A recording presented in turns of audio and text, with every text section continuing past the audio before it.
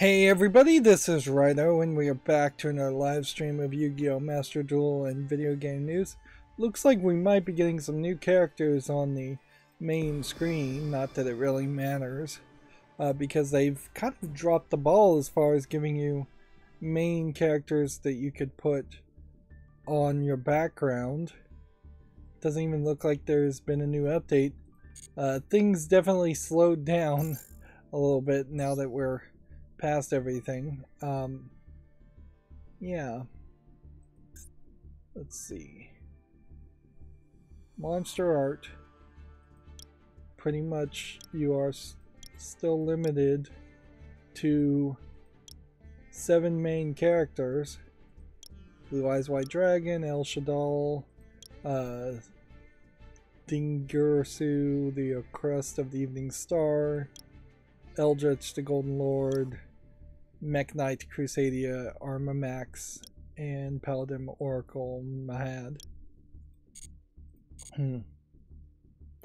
Yeah, and they don't have more of those.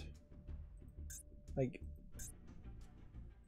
they don't have more of those for sale or earnable in any way. If anything, it was kind of a dumb idea for that not to just be randomized anyways. So for the accountability section, I can say over the weekend I was actually fairly accountable, which is a rarity these days. I'm often terrible. I even got some other work done that was actually more physical based, as far as just cleaning up and organizing things, which that's an extreme rarity. But yeah, I was able to play all of Portal Reloaded. Arguably, maybe I should have played a little bit more of Yu-Gi-Oh! And I was able to schedule a bunch of videos, which there's some work there. I didn't get back to working on my Raspberry Pi project guest Wi-Fi router, so I'll probably want to work on that later today after I schedule some videos. So I'm even a little bit ambitious after this stream. Arguably my sleep schedule is starting to shift a little bit more, so I am now staying awake a little bit more during the day.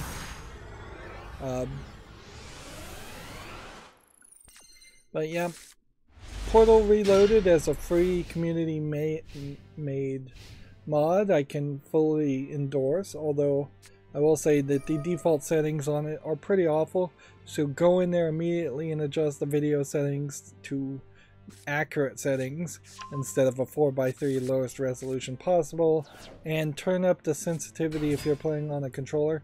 Very possibly turn up the sensitivity even if you're playing mouse and keyboard. It probably won't be noticeable that you need that sensitivity until you are at the final puzzle, the 25th puzzle, and man, I spent an extra hour trying to do this 25th puzzle just because I had been able to do all the other puzzles at a leisurely pace, and then the 25th puzzle is like, no, there's something built into it where you pretty much have to absolutely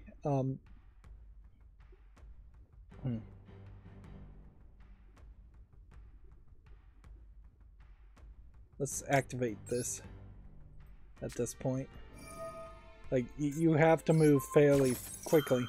That's always been a problem with Portal, even the official Portal games, though, is that there's been these points where it becomes a little bit more action. And ironically, the other problem with the official Portal games is that you kind of need more action, or at least some kind of secondary gameplay mechanic.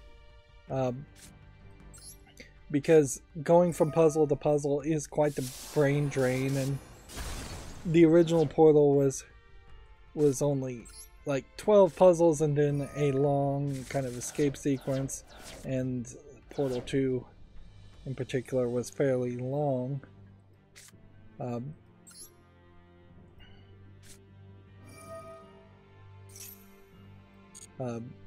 And that became a bit of a problem, I think, also.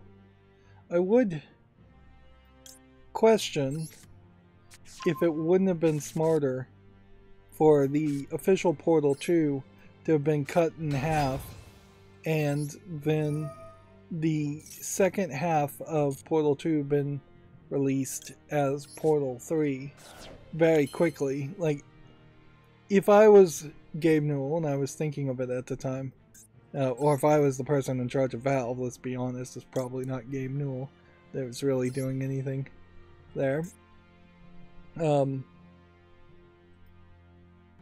Let's see. I think I screwed up there, but whatever.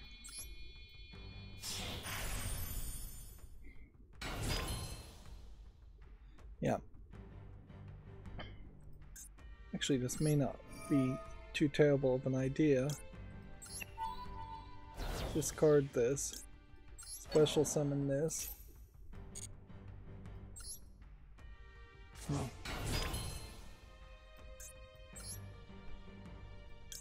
Summon this.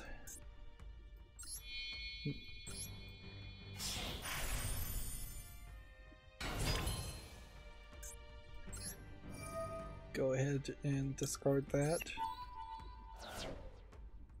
So yeah, that didn't really change much as far as what I was planning on doing anyways.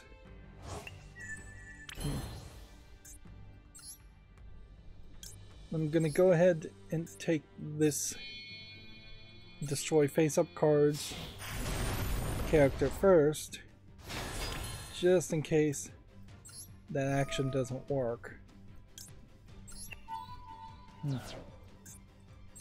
But yep, I lost my train of thought, I think, a little bit there. But I think I was talking about how, yeah, it would have been, if I was in charge, I think it's a real smart move to have the whole game finished, stop the whole experience, and then say next year we are releasing Portal 3, because then you release a game with 3 in the name, you have a like concrete time frame to release it, and it gets you just past that point very quickly. Then you can take your sweet time to make a Portal 4, but you're not then forever hampered in the idea of I can't make Portal 3 because Half-Life 3 hasn't been made or released. I will say Portal Reloaded, as a fan-made community mod, does play with time, and I don't know if time is ever a good gameplay mechanic that anybody should really use it as an actual gameplay mechanic. Really, Prince of Persia: Sands of Time, rewinding your mistakes, that makes some sense, but let's go ahead and activate this anyways. But trying to go from like one timeline dimension to another timeline dimension, as Portal Reloaded does, just doesn't really get you anywhere. It's too complicated, too difficult to wrap your brain around.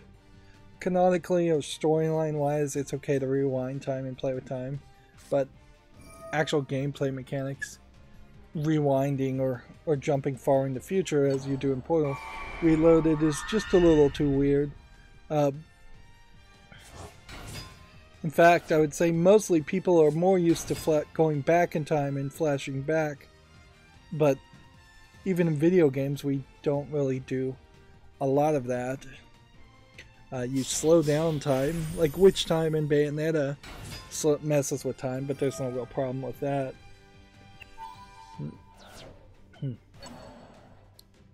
That game, what was it called, like 42 Minutes or something, tried to play with time over and over again, and nobody really appreciated that as a mechanic.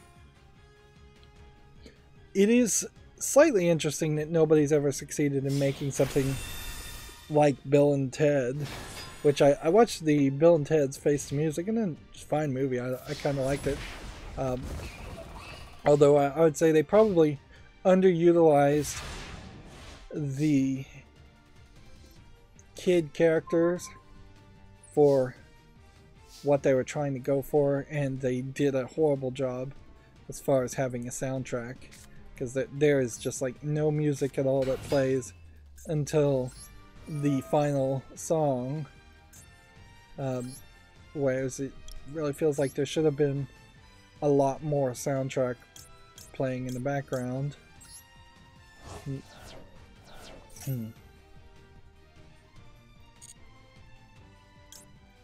But yeah, in a lot of ways, just like the second Bill and Ted movie, Face the Music is a fine sequel to something that really didn't need a sequel and would never really succeed greatly by having a sequel. Same way as like Ghostbusters 2 was fine, or sounds like Ghostbusters Afterlife is fine. I should get around to actually watching that at some point. But notably over this weekend, I didn't actually watch a ton of TV, and that certainly led to, I think, more productivity, is that I have been just lazily watching TV too much, and just kind of relaxing, and that's put me very far behind. Now we are at a point where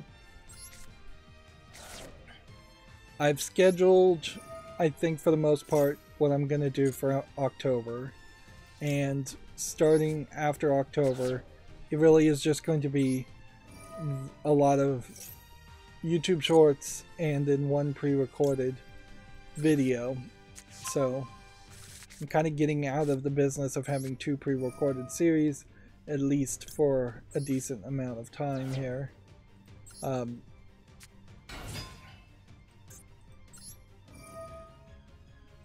And so that is going to be hopefully helpful to move me towards being further ahead in pre-recorded stuff. There is a very far inconsistency as far as pre-recorded content, in that I have some stuff that is some like Shadowverse and Yu-Gi-Oh stuff recorded up into 2024, because those are just happening 2 episodes per weekend. And then I have some stuff that is darn it, why did that not work?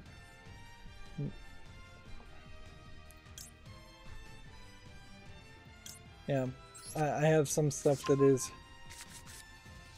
very short and very close to running out of videos and contents, and I'd like the pre-recorded stuff to go a lot further in the future. As far as the future as possible, as far as pre-recorded stuff, they're old games anyways, so what's the difference? Also, and at some point I'll kick the bucket, and it would be nice for my channel to just go as far into the future as possible.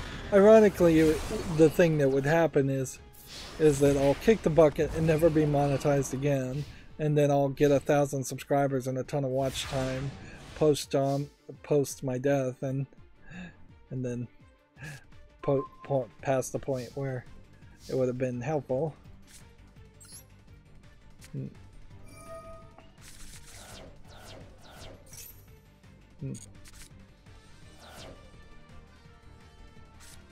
But yeah, I suspect even if that were the case to happen, there'd just be some new limitation or rule that they added to make sure I don't get monetized, or whoever would be trying to even maintain my channel.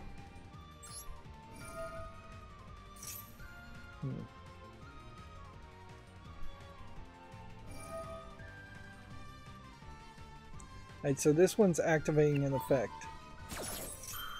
Can I counter that effect? No. Seemingly he can counter my effect though.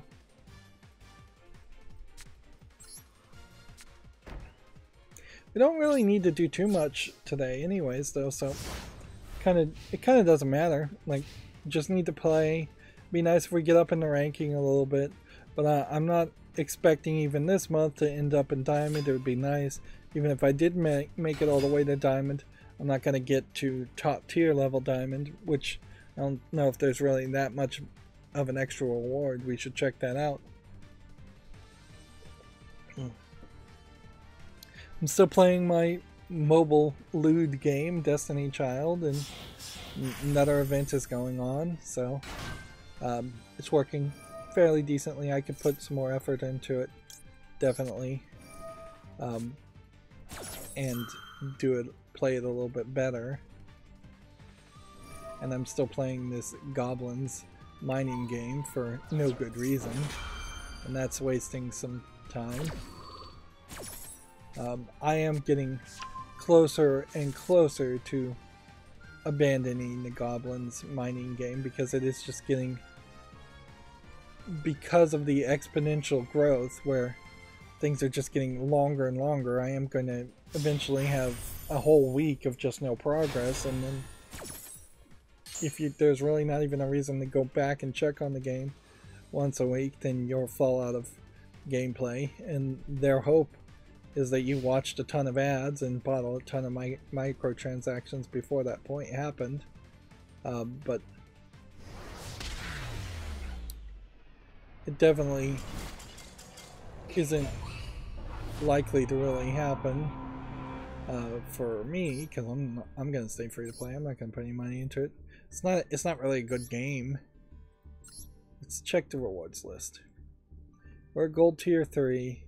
Get up to platinum, you get 200 instead of 100 per rank. And then you get up to diamond and you get 200, and then it's 100, 100, 100, and 100. So even getting up to like diamond 1 is just an extra 100 compared to diamond 2, compared to diamond 3, compared to diamond 4. And you're gonna fall down to platinum 5 even if you make it to diamond. So there is just a level of consistency there. Let's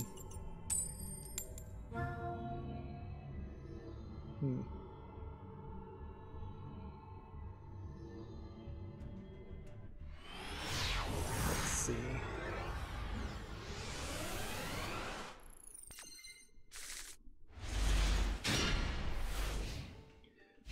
Apparently this Borderlands, new Tales from Borderlands character Fran is wheelchair bound, seems like.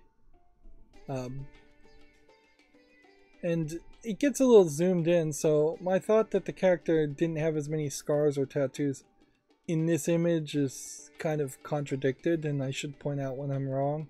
Now, arguably, I'm still not sure that Fran as a character is going to become the fat joke.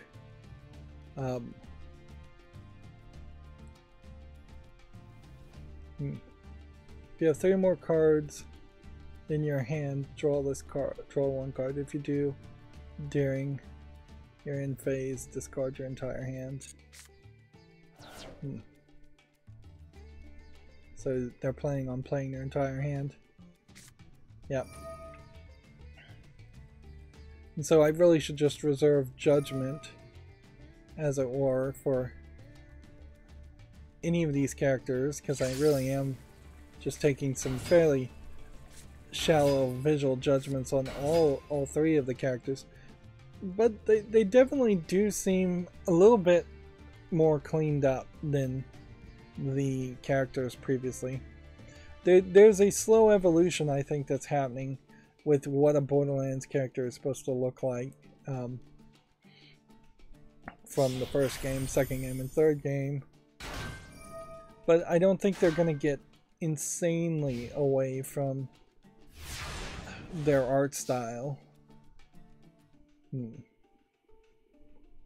But I kind of wonder, you know, 2K owns Borderlands, not Gearbox, so it is feasible and somewhat believable that they would straight up just say, hey, let's just push the Borderlands series to look and play a lot like other military first-person shooter games out there.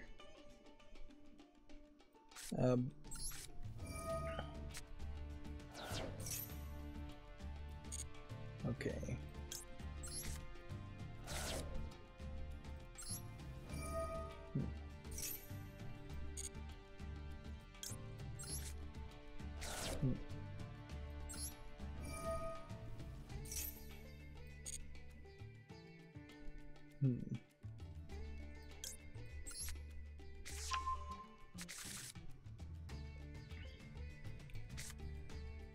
Let's see. It still may be fairly doomed here.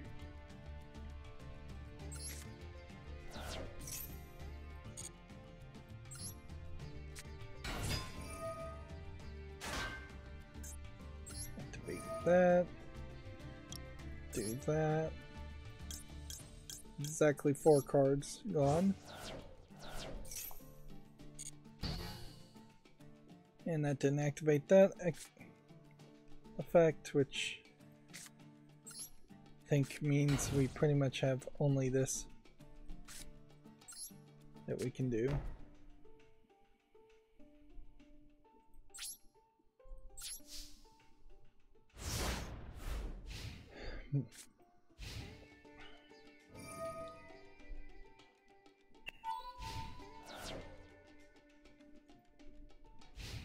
PAX wanted to remind everybody that they're still sticking to some level of COVID-19 health and safety guidelines.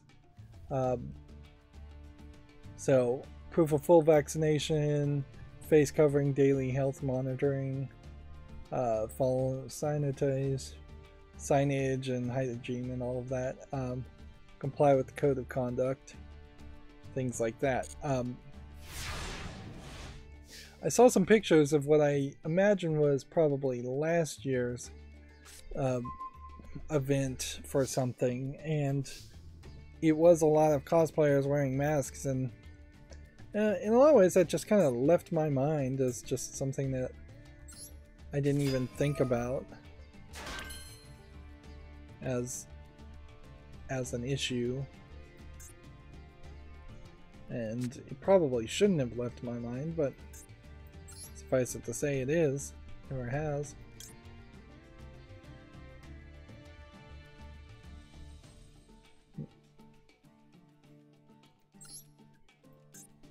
Let's see if this helps me any.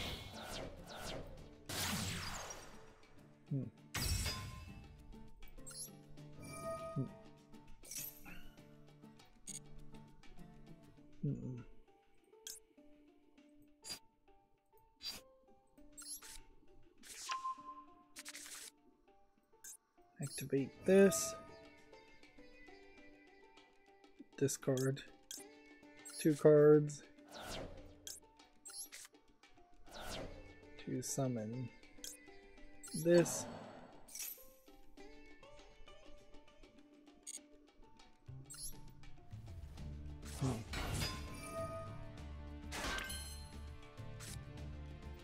Activate this to discard this.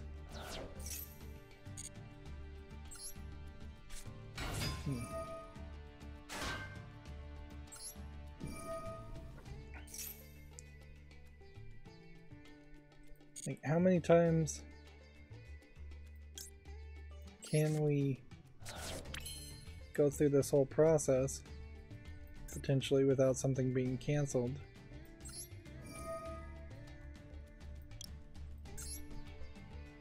One, 2, 3, 4.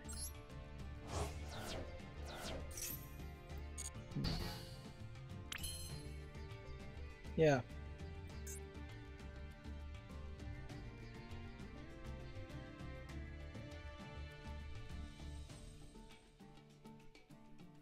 Also negate the activated effects of monsters that were in defense position when this effect was activated.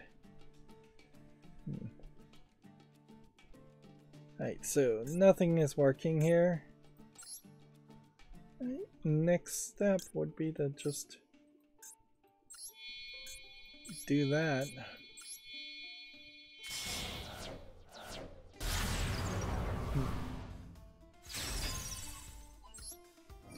maybe if we can finally get rid of this card, we can move forward.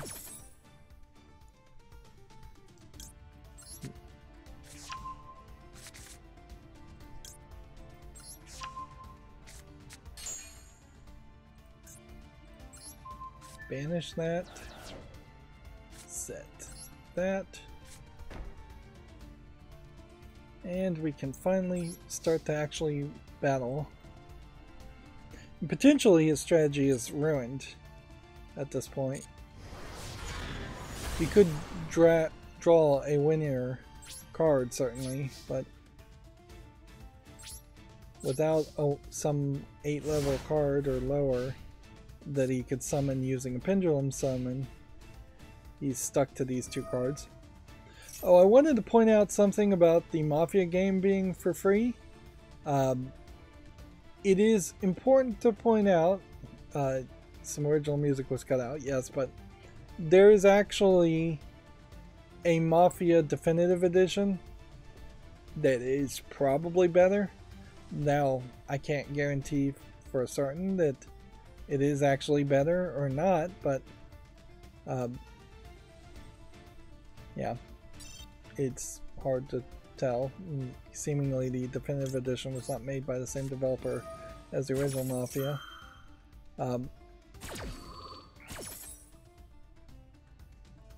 But yeah,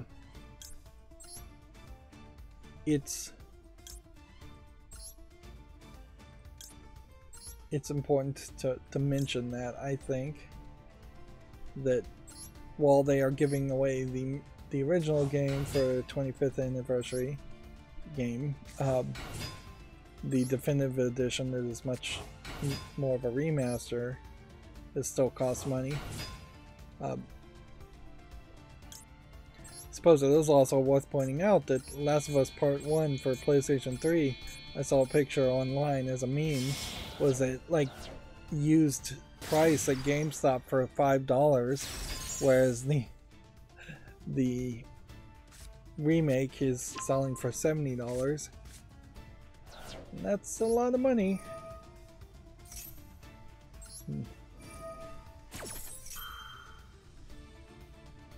Let's see.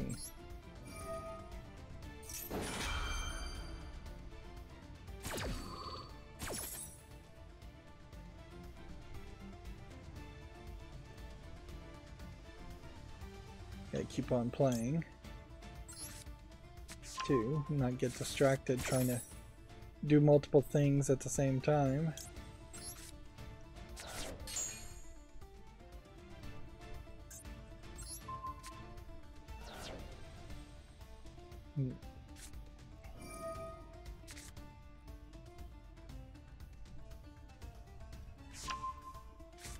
Also, I need to keep my momentum up and actually do things.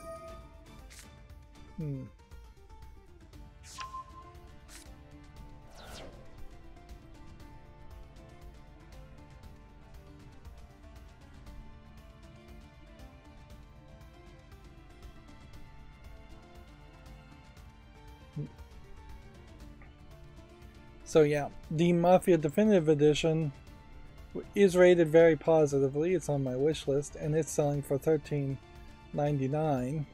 This is the second time it's been that cheap.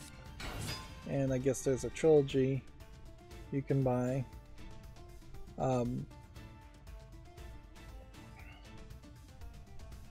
Unlock the Definitive Edition, unlock Tommy's suit and cab, both in Mafia 2 and Mafia 3 Definitive Editions. So yeah, they both double dipped and sold it. So there's a Definitive Edition being sold for one. 3 is $9.89, 2 is $9.89. That really probably highlights the value of the first game, which is $13.99 compared to the 2 sequels.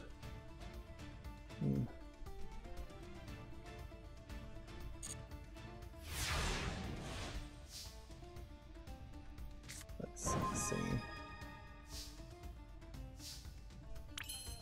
Is now the time to activate something?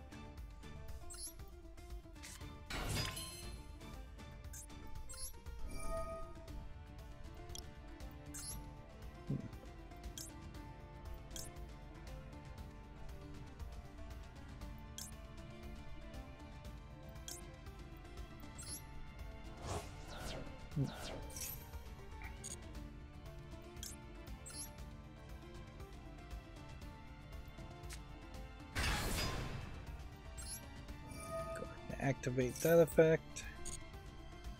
Banish that card. 30, 60, 90. And we'll just go ahead and activate that effect. Just to clear the full board.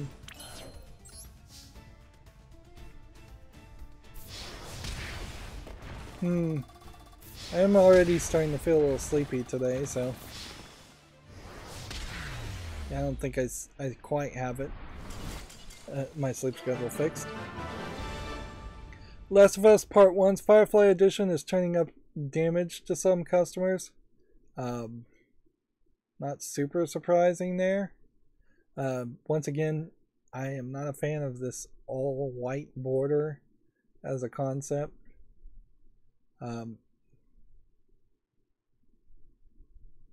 And so far Sony is declining to provide replacements, which, yeah, you gotta be careful about doing any physical delivery, particularly on something that you want to be fancy. It's just a ridiculous amount of packaging and padding you have to do. And yeah, it's certainly not good on the environment, all the cardboard that gets used packaging and shipping things.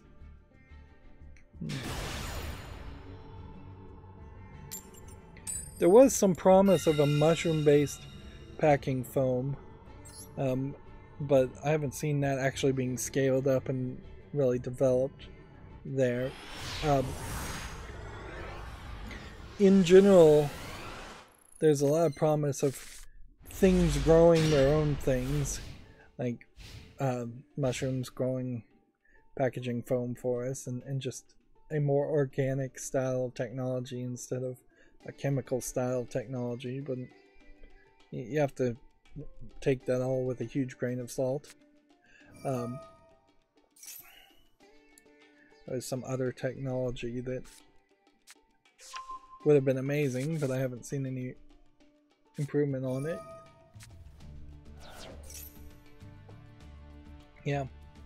When you talk about going back in time and making significant changes, if you could go back in time and stop, say, cars from being allowed to be made, like just destroy the technology or make them illegal, classify them as just military vehicles only, just stop that. That would save the environment quite a bit. Going back and stopping petroleum-based products and plastics from being a thing probably would have been very good for the environment. Of course, everything would probably be something like Bakelite at that point.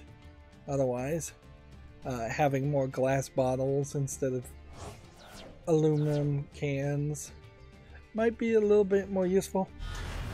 In a lot of ways, the resources just to make aluminum cans would have been real nice to have stockpiled that and used it for other things.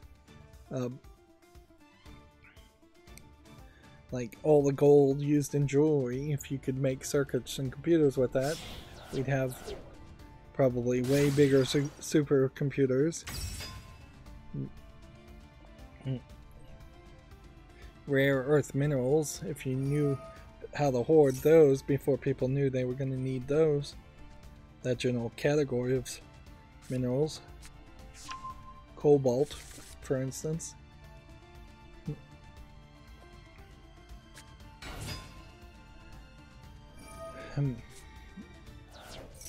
But I'm supposed to be talking about video game stuff, so let me get back on traffic.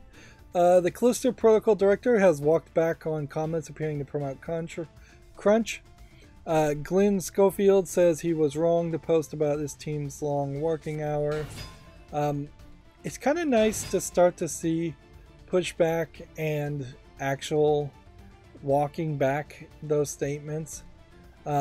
Certainly you look at this guy and I would just stereotype him as kind of the go-getter football type coach character that's just going to be about go, go, go, give it 120%, push, push, push. And that's probably most managers, even in video game companies, that they are constantly trying to cheerlead and push their employees to work as hard as possible.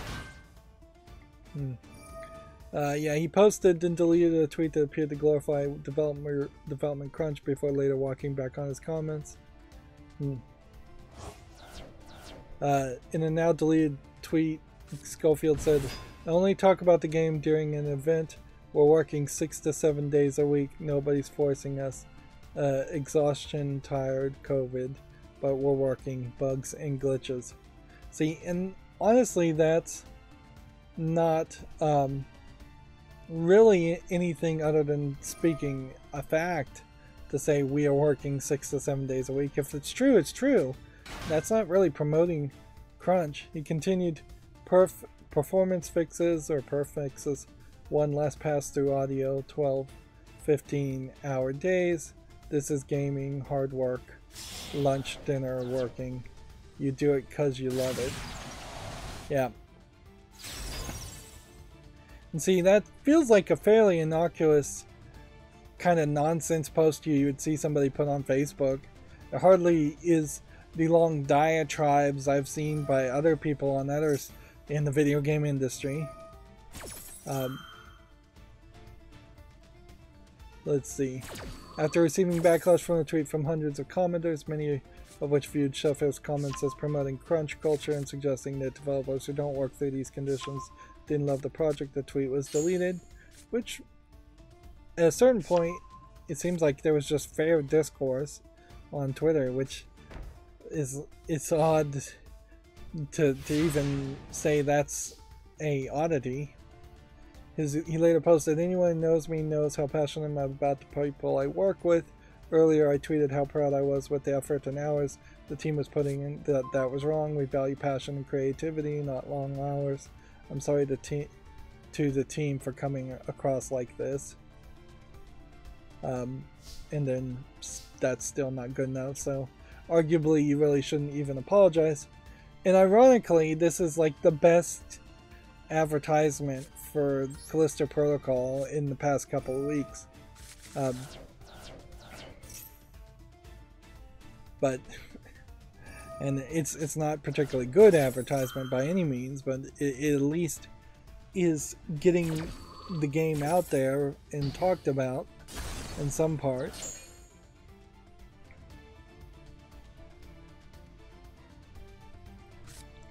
At a certain level, I get it too. You have to draw a line somewhere, because capitalism and business, working and jobs and stuff is just gonna always say, we need to get this project done, then we'll get rid of crunch. We need to get the next project done, then we'll get rid of crunch. It's just never gonna happen. Change will never happen until you force change to happen, and that's true for almost every scenario. So you've got to be the change you want to see in a lot of ways, to use a cliche, and you have to really live your words. And if I was going to be particularly critical of Glenn Schofield, I would say he's an idiot, and he probably should make his Twitter private. And like, he starts it in the first part by saying, "I only talk about the game during events," so his Twitter basically should be private, because he doesn't want to communicate to people about the game and his job, which is pretty much all Twitter is for promoting what you're doing in a career, in a job. It really is much more of a professional profession-to-professional conversation than it is an individual personal-to-personal conversation. But yeah, he definitely should not make his Twitter private and not say anything more. But if I am going to be critical, apologizing is probably not good enough. If he's in a position of power where he can make changes, he should have come out and said, "You know what, you've made me think, and we are going to implement a new policy to reduce the amount of crunch as much as possible, or get rid of crunch altogether if that is at all feasible."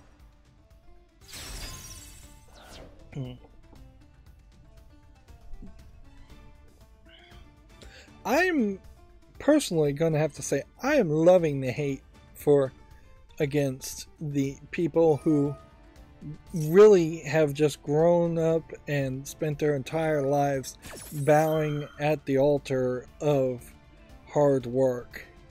The literally unnatural state of being happy that you're working hard and almost always not getting rewarded adequately for your hard work. The truth is, most of the people who say they are working hard are not really working that hard, and they're just either very good at bigging themselves up, or they are just straight up lying. But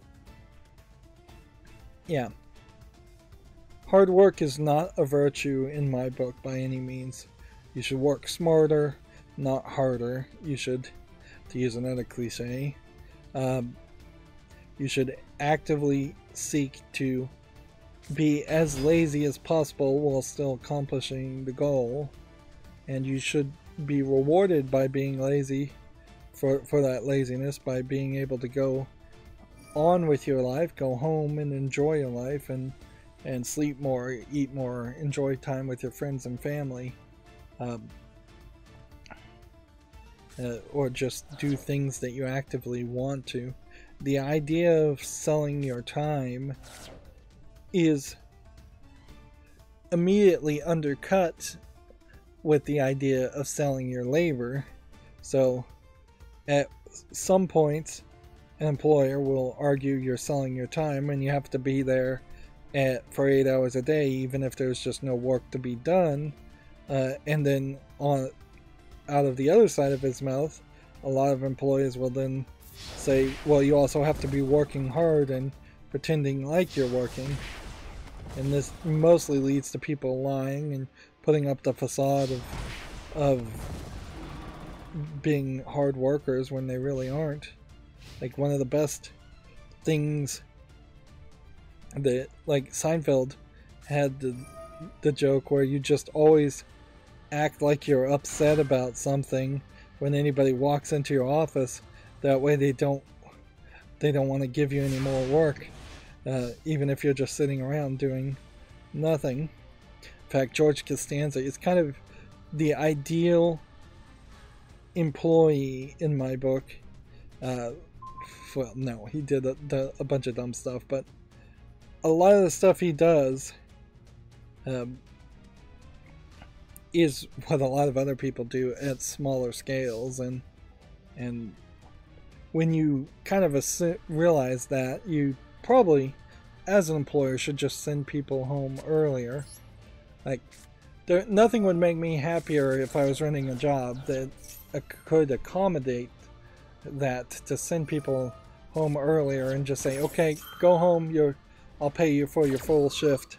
We don't need you. But very few people agree with that. Particularly business managers. Like, it's extreme to say, but most people who own businesses, most bosses, are twisted. They have a twisted mentality that is basically a religion of capitalism that they've gone down,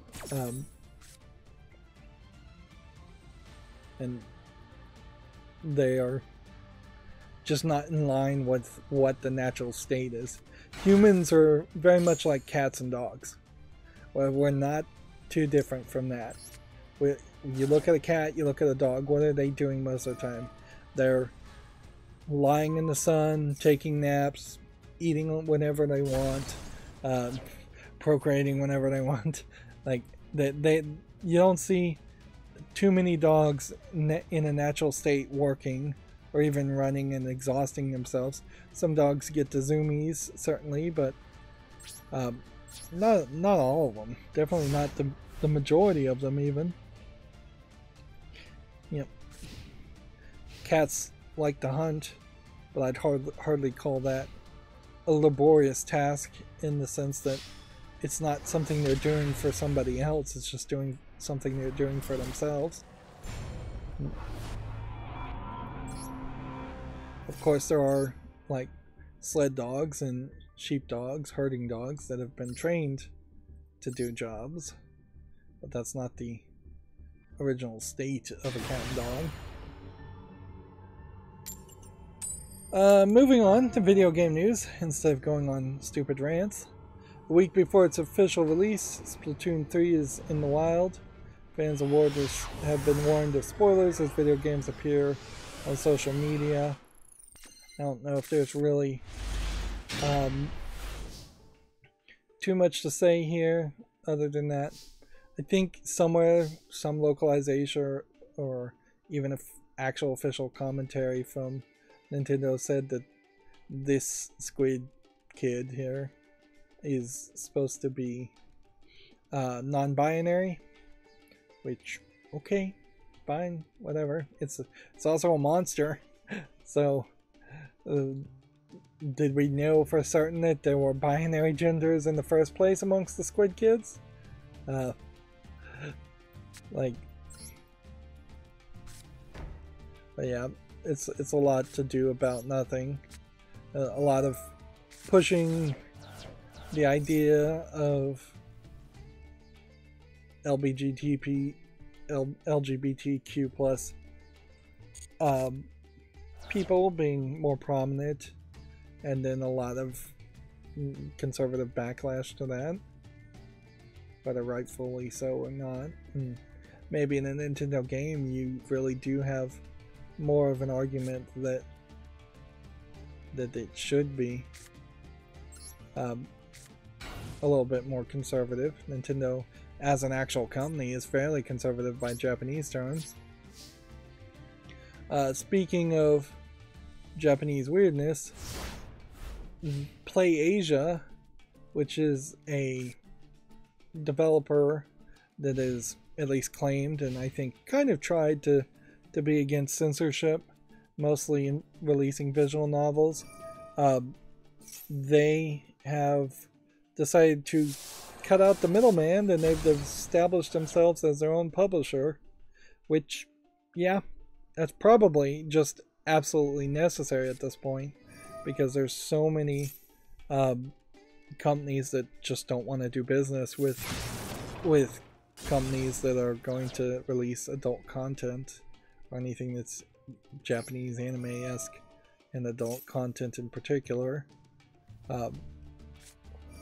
I wouldn't be surprised if a lot of publishers are getting a lot of pushback / even threats from the distribution platforms. And certainly, like, there is some weirdness. It doesn't have anything, I think, to do with video games, but Kiwi Farms has been deplatformed by Cloudflare, which was, I guess, was their hosting company. I don't know if something actually was happening at Kiwi Farms, but they claimed that there was a massive increase of threats or something coming from Kiwi Farms. A Twitch streamer, I believe, was actively getting her fans to report the website and try and take it down. And it certainly is a blow to free speech to say that a streamer or celebrity anywhere can successfully bring enough pressure to have a company whose one job is to host content to take down a website. Like, it opens a incredibly slippery slope. Like, are we going to have entire political elections where politicians try to get other politicians' websites taken down? Because that's really where it's going to come down to. Are we going to have conservatives trying to take down Wikipedia because they don't like descriptions of breasts in it? Or pictures of breasts in it. Actually, I think there are pictures of breasts if you look up breasts in Wikipedia. Are you going to have the Catholics try to take down Protestant websites? I think that would probably be fairly extreme. But yeah, once you, as a publisher or of any content, start going down that path, it's just going to get worse and worse. And they've already been down that path fairly highly already. Like, there's a lot of servers and that have just not, website people that have just not really backed their content creators and their clients, the people paying them.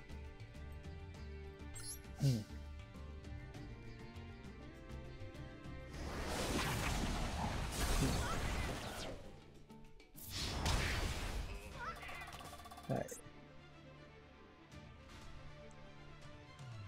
And it inevitably doesn't solve anything to have Kiwi Farms taken down, because I imagine that anybody on Kiwi Farms that was doing anything just jumped over to something else, and or there's an onion router website or something like that to still access it. Or I imagine there would be something like that fairly quickly. Nothing stays down on the internet for long if you want it to go up.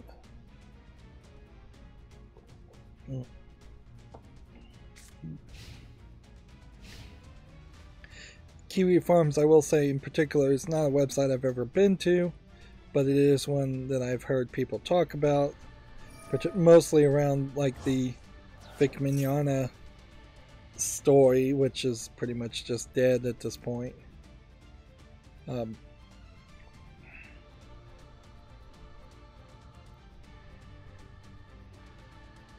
So I have really no idea whether I should defend him as a website or not, and at a certain level I would have to just question whether there's enough of a reason to defend them. Moving on, images claiming to show Konami Silent Hill 2 remake have appeared online.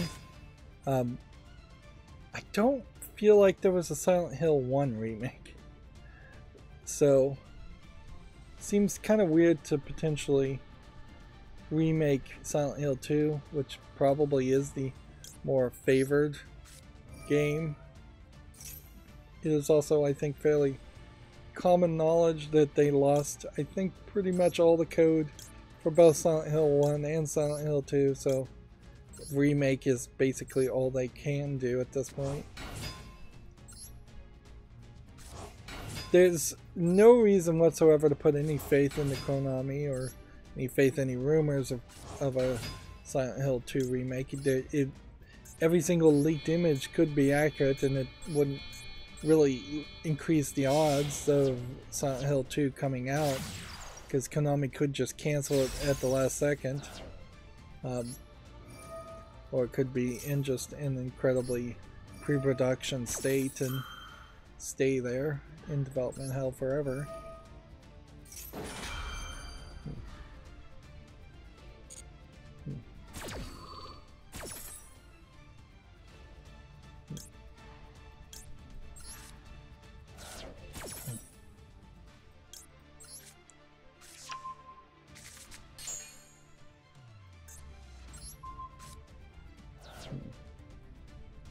This guy's playing Cyber Dragon, which probably means I should not have this guy in the extra monster zone.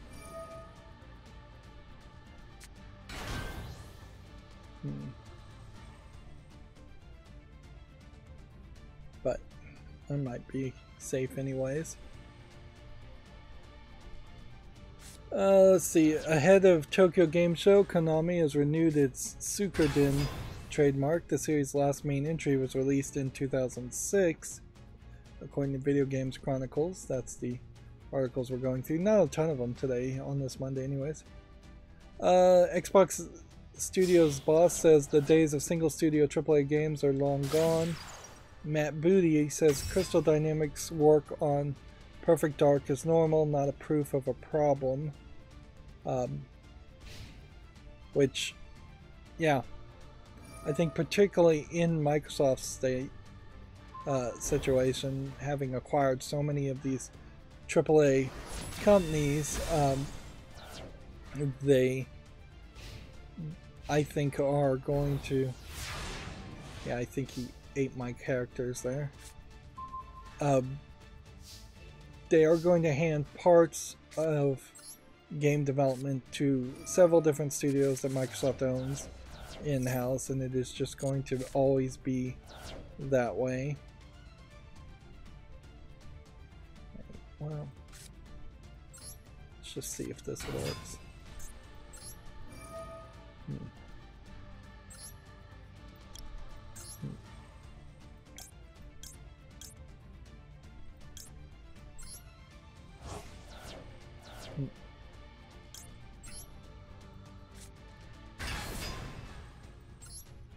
I guess I really don't have a choice as far as putting things in the extra zone, though.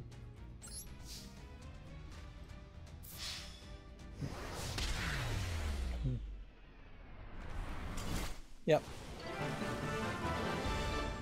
Inherently, I think there is a danger in which we will very much in the next generation never know who really worked on any part of a game.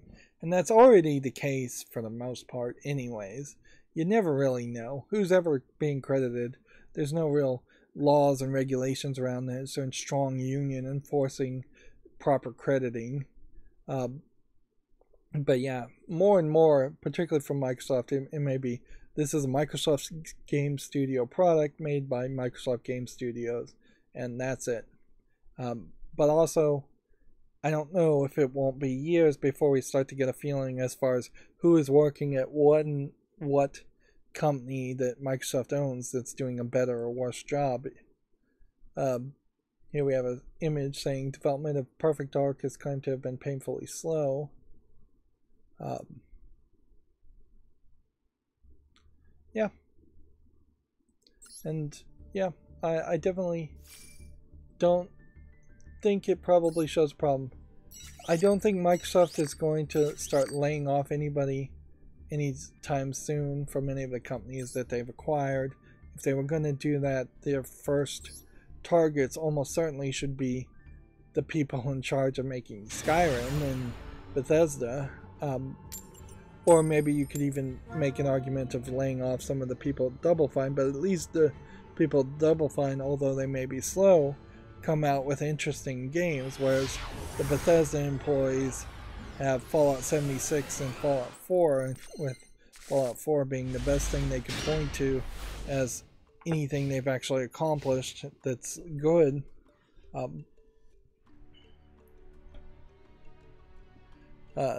And apparently Matt Booty had a whole interview because he also, quote, dreams of having AI as QA testers. That would be transformational, the Xbox Game Studio head says. Yeah, transformational in the same way that it would make people who are actively working in the game industry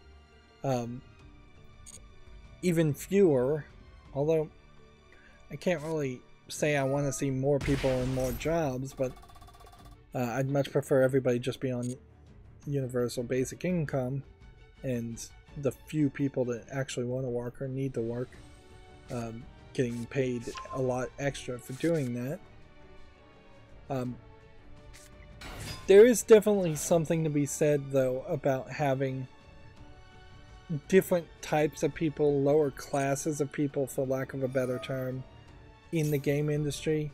And if all of a sudden you get all the 18-year-olds, 17-year-olds who want to work in the game industry out as QA testers, then you have no path really to bring in new people and new blood. It's going to be very quickly only 30, 35-year-old, 40-year-old people that are working in the game industry because there's no entry-level jobs there, or it's going to be a small selection of interns, and interns always are based on colleges, which means always based on having an abundant amount of money, because even if you are in a college, you still need a lot of money that you can take an internship or a low-paid, unpaid internship instead of going and getting a job while going through college, a real job, which gets back to the class problem. You start becoming this systematic selector, whether you meant to or not, of higher class people, richer people, more than likely not minorities, and then those voices not being in the room get left off the conversation. They're just nowhere to be heard.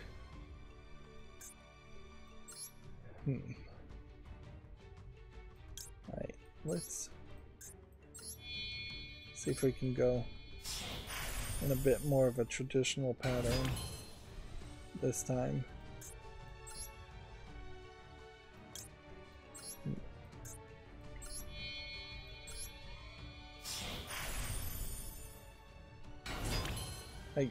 On the other hand, yes, AI would make everything interesting and cool, but yeah, at the end of the day, we're not anywhere close in which you could program an artificial intelligence to properly test a video game.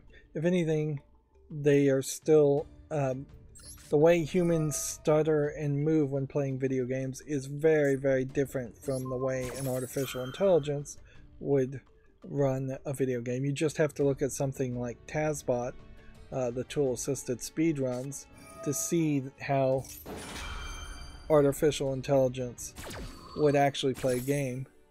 And it doesn't really help to have artificial intelligence find a bunch of bugs that no human would ever find because it's moving faster or moving in an odd direction.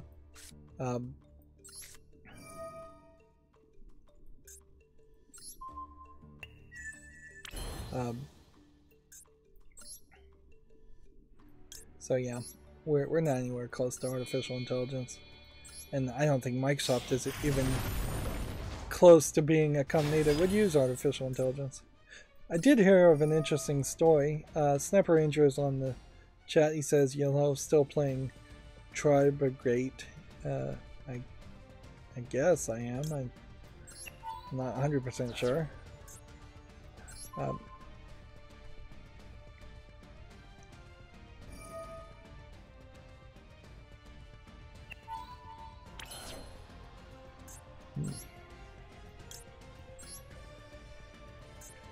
I'm still just mostly not paying attention to what I'm playing. Yeah, pretty much, even though they made some small changes to Yu-Gi-Oh! Master Duel, they definitely didn't make enough changes that would justify spending the extra time to going and trying to build a different deck. I suppose if I made it to a very high level, I did that wrong, didn't I? Yeah, I think I did.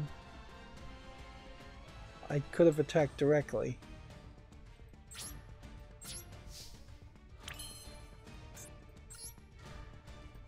I guess it didn't matter. I could have attacked it directly and done more damage by far, so that probably does matter, but I'll pretend like it doesn't matter and move on. Let's see. The Retro Specialist Night Dive explains the difference between a remake and a remaster, according to Video Games Chronicles. The System Shock dev says it makes games you remember, not games you played. Not the games you've played.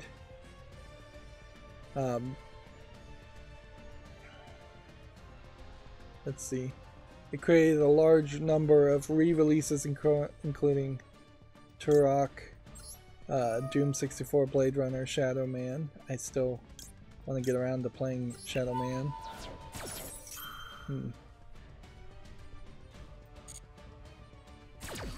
Oops. Yep. Sniper Ranger says, no, you're good. Defense, do defense. Which I don't know what he means by that. For the most part, I feel like they have really only done remasters of games, so I can't think of anything Night Dive has done that has really been a remake. Based on the work that we've done in the past, we've done a little bit of everything at this point. We've done what we like to call enhanced editions, where you basically take the original game, make it run on newer operating systems, then add some nice quality of life stuffs like widescreen support. Then when we got to games like Shadow Man, which we consider a true remaster, we did all that quality of life stuff and got it running smoothly at 60 frames, but then we did art on top of that, new textures, new models, and went so far as to work with the original developers to implement things left on the cutting room floor.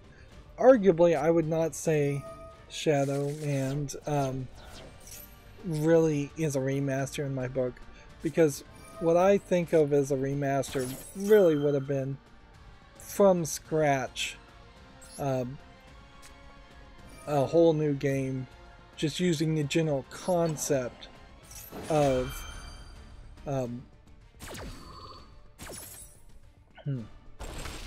well, no, wait, they're calling Shadow Man a true remaster. No, that is right. I agree with that. I'm getting the phrases confused in my head. Shadow Man was a remaster, and it was a very decent remaster from what I've seen of it, having not actually played it. And then they say, finally, we've got System Shock, which is a ground-up remake, and arguably, maybe never will actually come out. It's all brand new, but it's still based on the original game and is as true as we can possibly keep it. And see, I don't know how true you even really have to be with a remaster. You can't call a whole new game the same name and call it a remaster. Like the new Prey, you couldn't call an old Prey.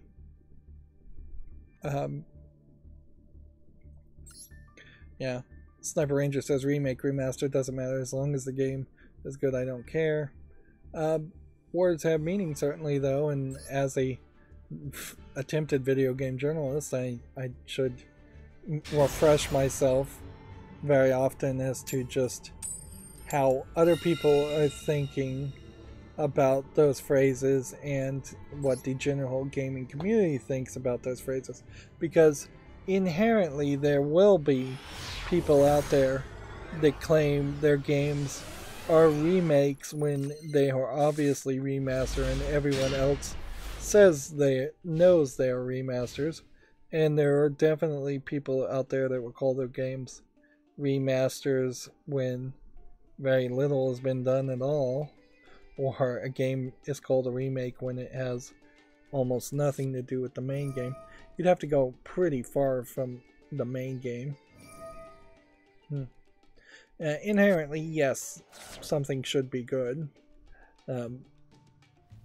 First and foremost, it would be fairly silly to make a bad remake, but that has happened, and bad remasters have happened, certainly. And a lot of times you get like the Mafia Definitive Edition, where that game probably is significantly different enough in its remastered state that it is potentially worth it to play the original version of Mafia and Mafia Definitive Edition if you actually care about Mafia. I'm not sure how many people actually care about Mafia, though. On the other hand, like the 5th or 6th time something has been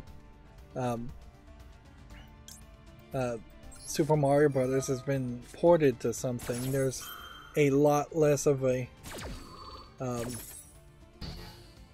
there's a lot less of a reason to play like Mario Brothers or Super Mario Brothers on the NES, then the Super NES, then the Game Boy, then the Game Boy Color, then the Game Boy Advanced, then the 3DS, then the Nintendo 64, then the GameCube, then the Wii, then the Wii U, then the Wii, then the Switch.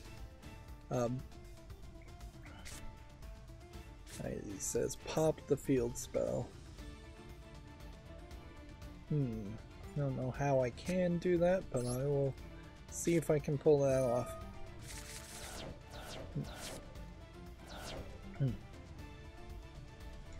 Arguably, though, I will say I would kind of prefer for Night Dive Studios to be more on the ball of just working on the System Shock remake and actually just make more progress on that than I would like to see them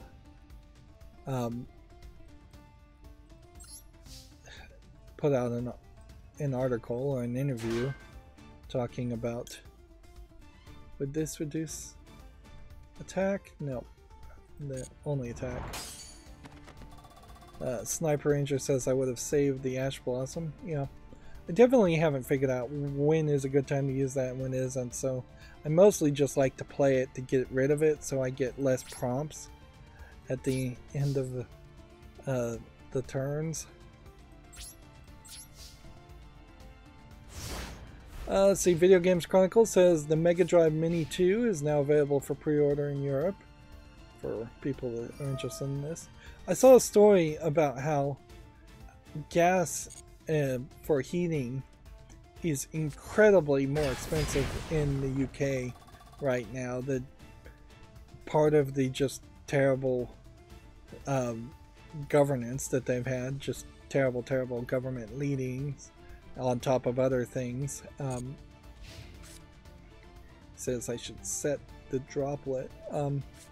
Have increased the gas prices a lot. So I saw this story, since Video Games Chronicle is a British UK website, says switching your Xbox to energy saving mode can save you $60 per year in the UK, it's claimed. Low power mode significantly reduces energy consumption while on standby. But yeah, I know the pipeline that was being run by Russia has just nothing that they can do with all the gas that was flowing in it, and they were just burning it off, and I think they were starting to have other problems too, because nobody in Europe was either being allowed to purchase the oil from Russia or choosing to purchase the oil from Russia. I imagine there's probably a little bit of column A and a little bit of column B there. And so that seemed like that was a significant source of heating fuel and oil in general. Nope, that didn't do anything. I was hoping that would have reduced his attack.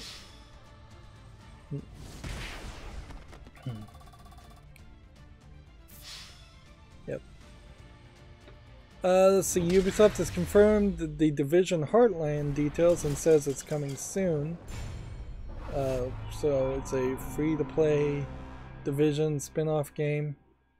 As far as Ubisoft and their Tom Clancy games, there's been quite a lot of them in the past 4 to 5 years, and arguably none of them have grabbed anyone's attention.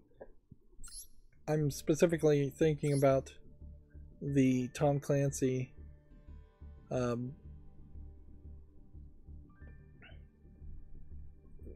story where there was the virus on the dollar bills and that just destroyed it. I think that's the Division spinoff. Let's see, Sniper Ranger told me it said droplet, I never got around to that. Then he goes, bruh, to me at least. Yep. Yay, free to play.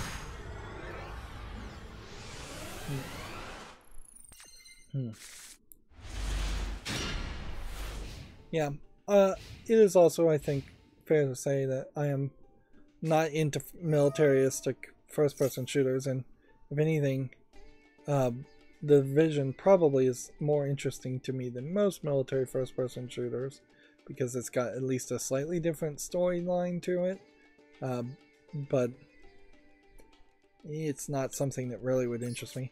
mostly I am disinterested in playing against other players. Um, so even if there was a interesting something that caught me storyline wise, it would still run into a major hurdle of just playing with other people. And as a video game critic, it's pretty much impossible to give an appropriate review of a multiplayer game because your experience is very much variable based on whether or not you whether or not you have good players on your side or friendly people on your side at least. Sniper Ranger is trying to give me help, but he's on a 30-second delay, so anything he says is delayed at least 30 seconds, plus then I have to turn my head and read the comment. So I'm not really responding to a lot of his suggestions. Bandai Namco announces its Tokyo Game Show lineup. Set schedule: Dragon Ball, The Breakers, One Piece Odyssey, Taka no Tetsujin, Rhythm Festival, and more. I think we probably had already talked about this lineup. Lego Brawls, One Piece Odyssey, Park Beyond. I wonder if that's a skating game. The most recent SD Gundam game is not reviewed particularly well on Steam, I noticed. Also, a ton of app and browser games. Bandai Namco, I think at some point is going to run into the problem of being too much like THQ Nordic, just overcommitting on a bunch of mid-tier, low-tier projects, and that is going to slowly drain them when they probably would be better to have just one big tier Dragon Ball game and maybe one mobile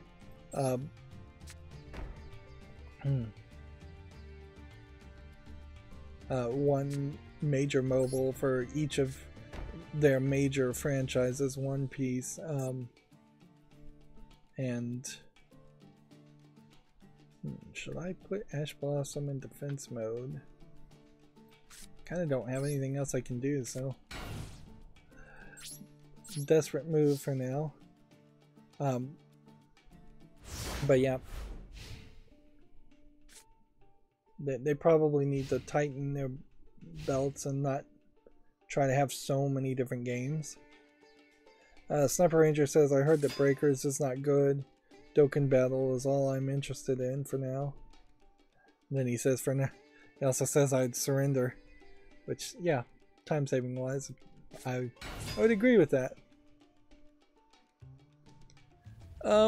Let's see. Since I've cleared up my tabs a little bit, we can go through some of the games on Steam a little bit quicker today than we have in the past week, and just kind of burn through some of these games that have come out on Steam. They're easy decisions. There's just a lot of them as far as what might deserve to be on the fall list. I guess this is a hidden object game, but I wouldn't hate the art style too much. 100 hidden turtles, but it's is upside down. There's a lot of games that have like 100 hidden something in their title. This game looks like a student project, really. Not a terrible student project, but not something that should be sold. Here we have a real-time strategy game of no real interest.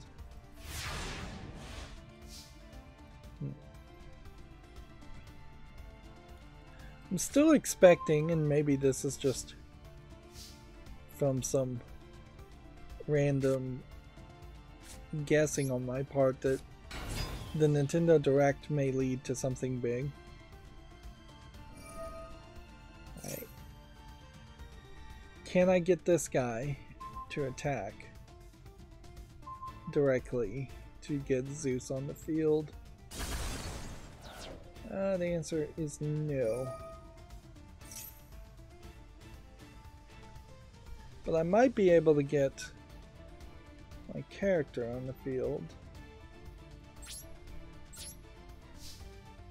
next turn.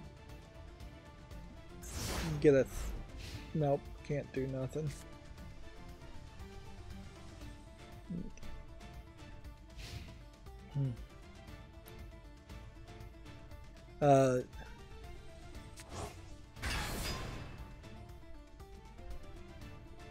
Let's see. Heavy Works looks good. I know a YouTuber that might play it. Star Trust looks good, like a mobile game, not a PC port, not a PC game. Yeah.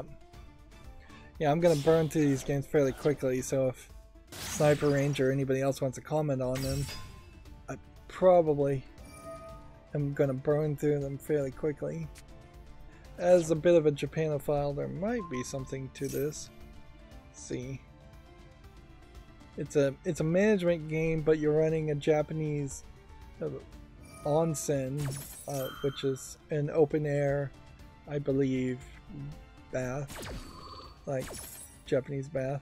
It seems like you got some monsters that pop up and you have to keep the bath water clean. This is probably not the type of game I would say yes to, but I'd like to put it on the follow list just to see people's reviews on it, because it is a different spin on what would be the cook serve delicious style of game where you have to run around and deliver to customers. It looks like there's even a bit of a boss fight there, and yeah, it is visually different enough, I think, to deserve a YouTube short.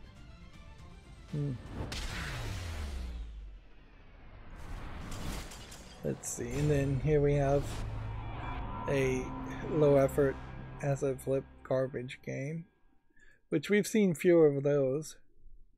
I feel like Paper Wizards was a game that was announced previously. I feel like I've seen this one before. Yeah. It's free to play now. Maybe it was for sale before. First person action game with bullet hell mechanics. Not quite enough game here. The paper cutout RPG paper, Mario paper art style is something that does appeal to me at some level, but I'm not sure I would really go for it in a first person shooter.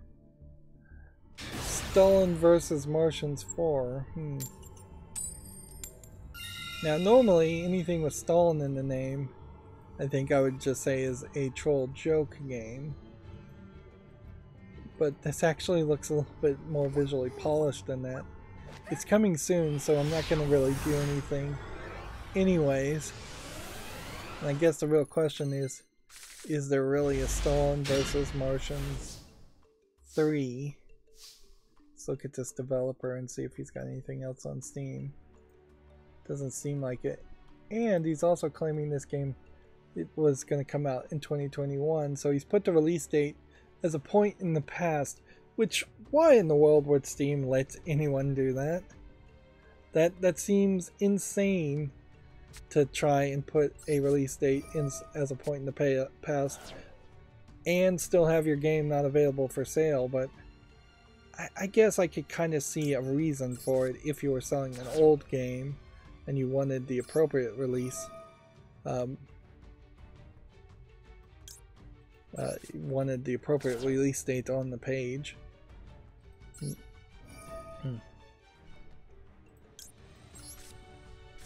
Let's see. We have a game called When We Were Lost, which looks like absolute garbage. Cat and Mouse. Doesn't look like anything. Torpedo. I know I have to be particularly cruel to a lot of these games because something like this might be decent enough for most people if you didn't really realize that you're going through potentially hundreds of different games in a week that are being released on Steam, and so the competition is fairly high. Of course, also there's other elements that eliminate games, and Torpedo is a 2 to 4 player multiplayer party game, which, much like other multiplayer games, is just impossible to really review as a single player person.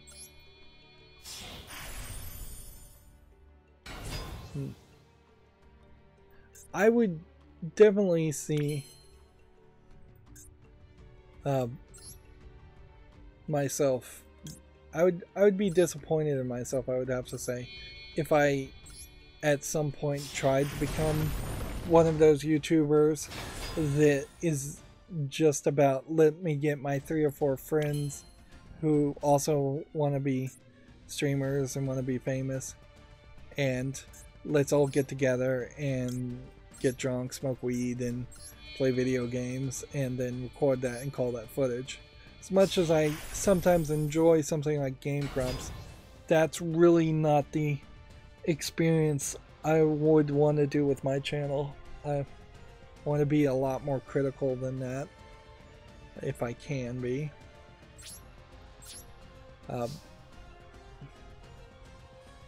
The completionist before he started at G4, which I don't know if I even mentioned it, but the president of G4 was fired a couple days ago of the new G4, which is not a big surprise. It seems like the whole reboot idea is a huge failure. But the completionist would bring like 4 of his friends, but at least in that case, he was actually playing the game and somewhat focusing on the game. Although one of the problems with the completionist certainly was that he started to get into saying the same old gimmicks and skits over and over again, and it became almost like talk radio, where it's just like, we've got to fill time, so let's just do the same thing and be as repetitive as possible. Nobody listens to 24 hours, 7 days a week of talk radio, so you can just replay the same hour blocks even. Where, even though when I am making my content, I sometimes get quiet or just repeat myself, I'm trying as hard as possible to not take focus away from actual new criticism by doing skits or saying something funny. So perhaps it is an excuse, or most people will take it as an excuse, but I'm actively trying not to be funny, particularly in pre-recorded footage. But when I stream, I'm much more loosey-goosey.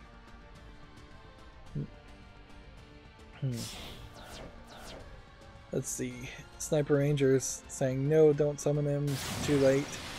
At least put it in defense. You've got 2,000 defense. You should have set a trap. Well, I can't activate this trap yet, so that was the thought process there. And yes, I guess I should have put it in defense mode. That would have made a lot more sense. And then if I had screwed up intentionally that way so that it would get hit, then I should have had the trap, which that makes sense.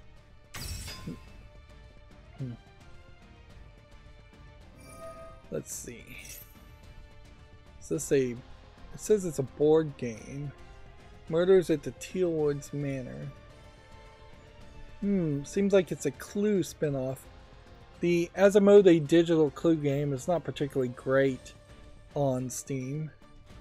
It's early access, but it's also coming soon. So if somebody was to steal the idea of clue and do a better clue, which wouldn't be that hard. Then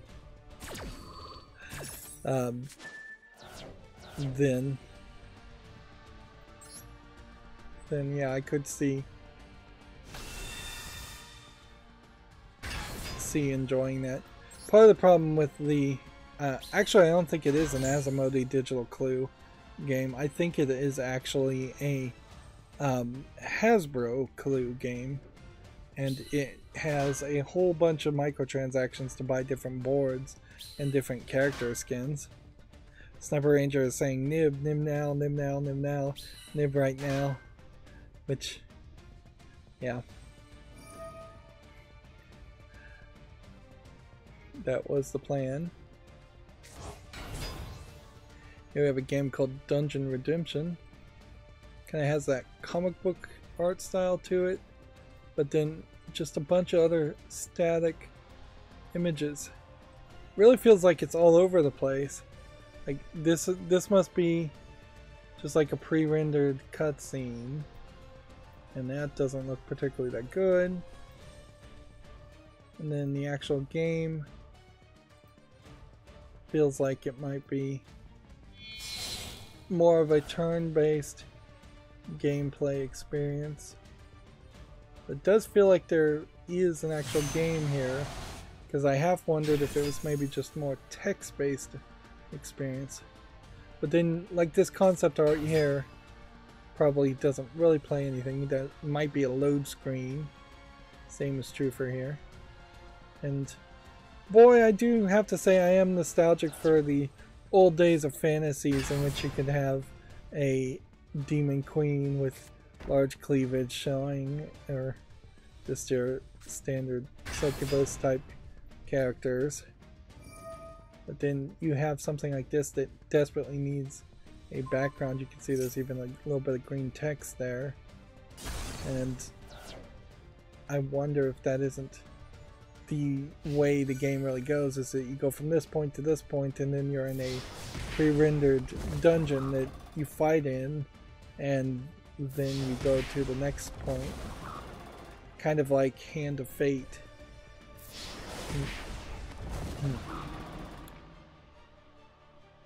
Yeah. Not quite enough polish for what was needed. Meanwhile, I come back to pay attention to this, and I'm about to be dead. Just let it happen. Embrace the chaos. Alright. If I did this, might be able to get 2 one turn. But I think I'll just be careful and try to be careful. Not even sure I can toss Ash Blossom with this effect. Guess I can't.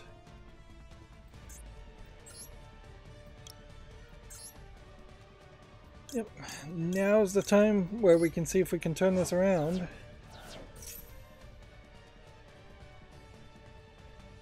It says bait out the Omni Negate.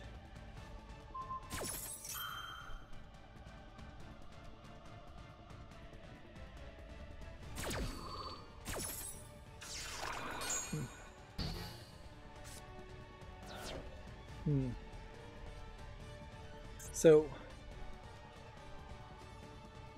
all of this effects are negated till the end of the turn. Best rate of return would be to do this and destroy that. Well, I could have also done that. And can't do anything else, so you end the turn here.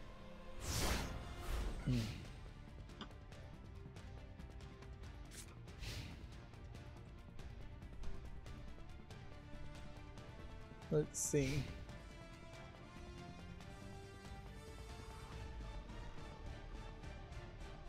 Let's see. let's go back to some of the Gamatsu articles. Eternal Blade 2's developer accused the publisher P-Cube of withholding payments, publishing rights. Apparently, there's an updated response here.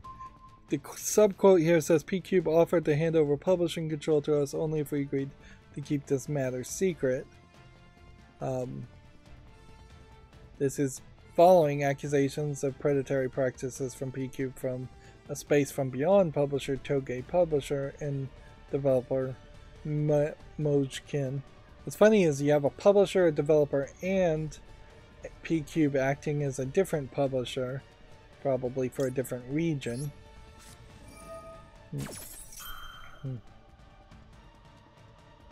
So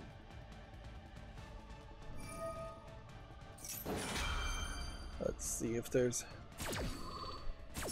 anything we can do.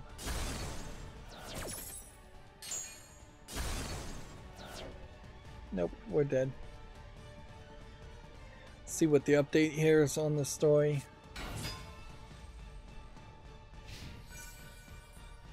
Yeah, I feel like this is the second update, but apparently not. On 9.3, so this may be a slightly older update, they issued a response.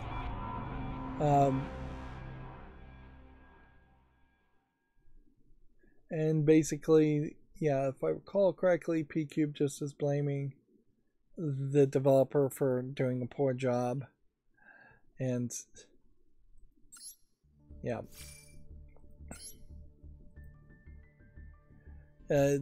Two accusations have been made now against P-Cube, so it's hard to kind of defend them and disbelieve the accusations.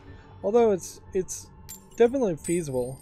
It wouldn't be too hard to get two developers who are bad at their job to be upset with the same publisher.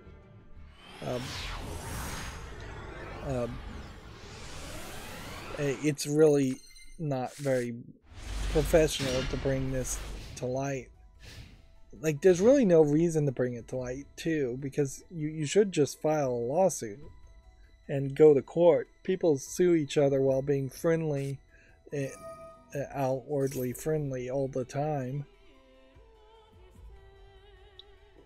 And usually when you have a company that is going to the press, it's because they know they won't win in court, or they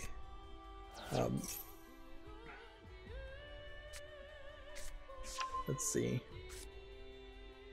I'd play the birds if I were you. They are powerful and free to play.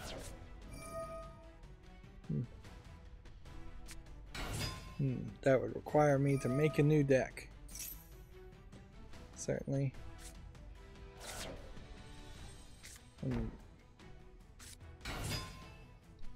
I don't want to spend the extra time doing that. Like, it's so easy right now, and I'm doing very satisfactory in my own opinion, because I'm getting up to gold. I'm potentially getting up to platinum just playing this one deck. If I start playing two decks, then I have to bounce back and forth, and I don't pay enough attention, obviously, so I would play the wrong way, even worse than I play here. Well, I guess I could have played that differently too. Alright, well, I think we can pull this off.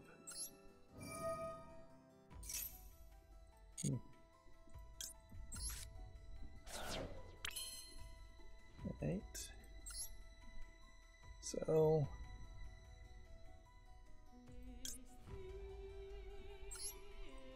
I'll summon that first. Unless these guys have some special effect they can activate, or he's got some trap card he can activate. I think I'm safe.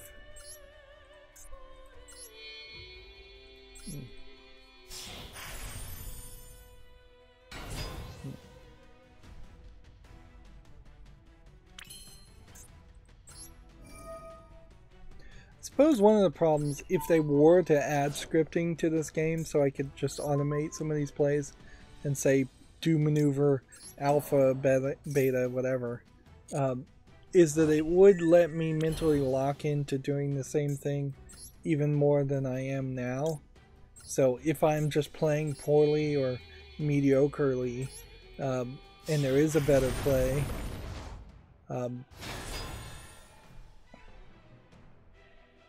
I would never consider it or think of it. But I'm probably not considering it or thinking of it anyways.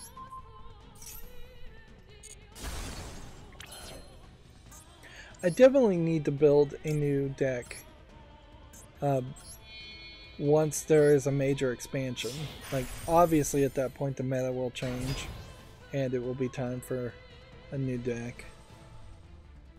Or if they just change the gameplay styles somewhat, that would also be a thing. Like, if we were doing an unlimited deck, I could see building that to play unlimited. Let's see.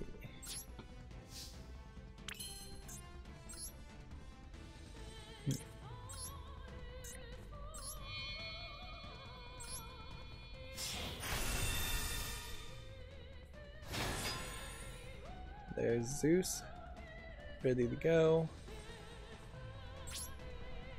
And in the turn.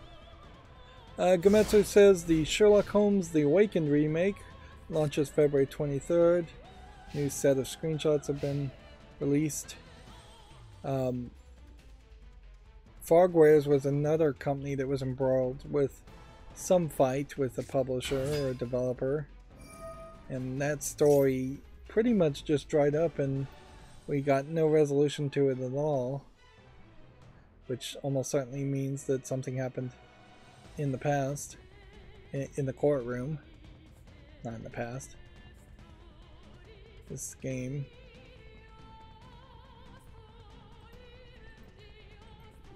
definitely looks newer, but let's see. Should I use Zeus now?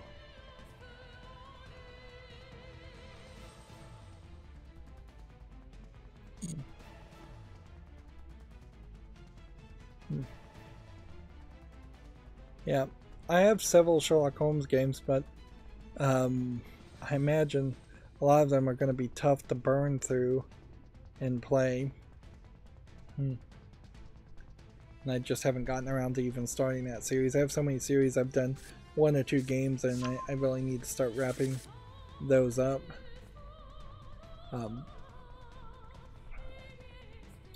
Particularly now, if I'm thinking I'm going to make less pre-recorded footage, I probably need to focus more on series that I'm either willing to put a lot of effort into or I really want to play. Some of the ones like the Nancy Drew games, for instance, I have a ton of them, but I really don't have a lot of motivation to go through Nancy Drew point-and-click games. It's a real shame, though, that the Sherlock Holmes series and the Nancy Drew series really, both really suffer from a long list of really poor games.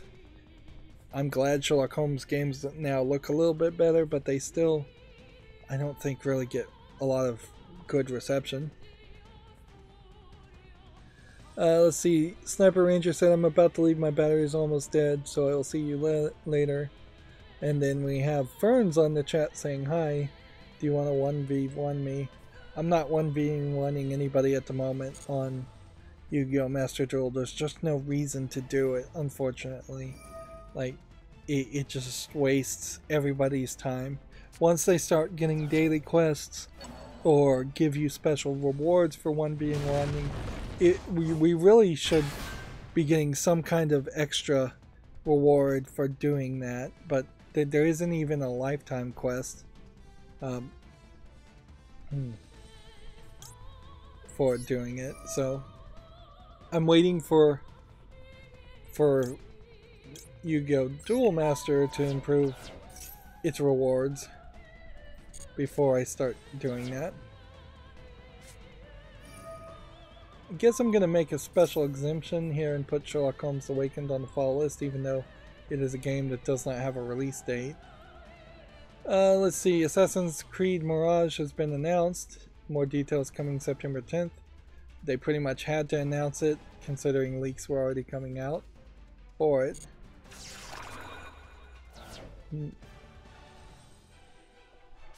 So, no big surprise really that they would announce it. Gametsu says the game Glitch Buster Stuck on You Worlds trailer is available. Which, first time I've seen this game. Let's watch through the blurred trailer. I wish I could get away from blurring the trailers too, but too many people claim non-copyrightable advertisements are copyrightable.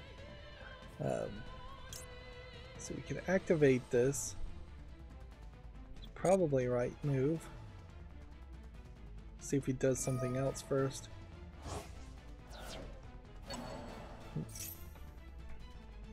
Yeah, that didn't look particularly interesting, Glitch Busters.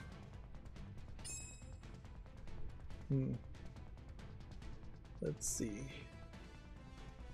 Sniper Ranger says a new Creed game, awesome. Yeah. If you want a new Assassin's Creed game, just wait 2 years, you'll definitely get one at this rate. Although there is a possibility that Ubisoft goes through some major changes and they start to slow down on the Assassin's Creed games, and they have done that somewhat in the past. They were getting ridiculous, and some of the Assassin's Creed games were getting pretty bad.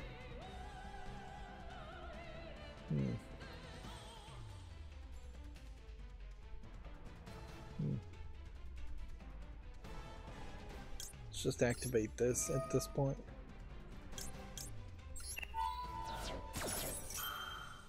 And see if that works for us. Nope, I screwed up there.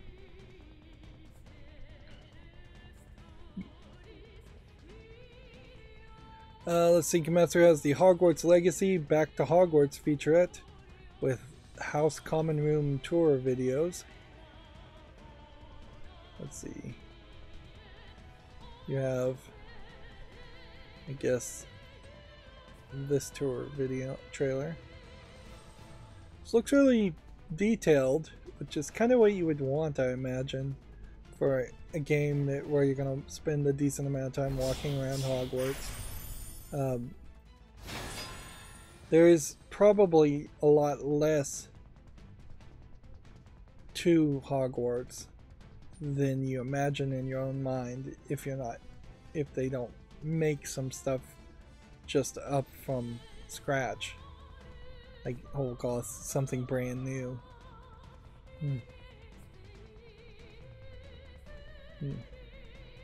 Sniper Ranger gave me a whole bunch of suggestions and I missed them all. Do not activate it. You can't away. You're negated. No. I do not want to rush it. Slow and steady wins the race. Alright, well. Yep, it didn't work. And that turned out to just mess me up somewhat.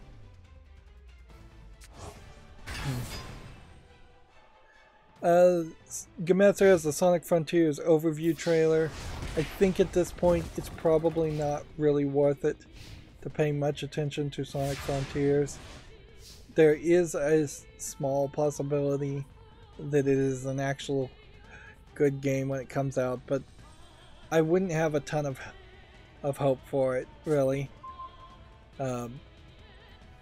Because if the fans of Sonic games are not behind it, it kind of doesn't matter. It loses relevancy the second Sonic fans don't want to play a Sonic game, because Sonic games inherently are only relevant in my mind if Sonic fans like them. It's already in the subgenre of being a niche as far as I'm concerned. And yes, of course you could get kids to play a Sonic game, so there might be something to that. I guess I should have put that in defense mode. But yeah, kids will practically play anything. Dragon Ball Xenoverse 2 DLC characters Gamma 2 has been announced alongside a Dragon Ball Superhero pack set. Superhero pack set. I have no idea who the Gamma 2 as a character is. It must be a somewhat more recent Dragon Ball character, or somebody who only shows up in like a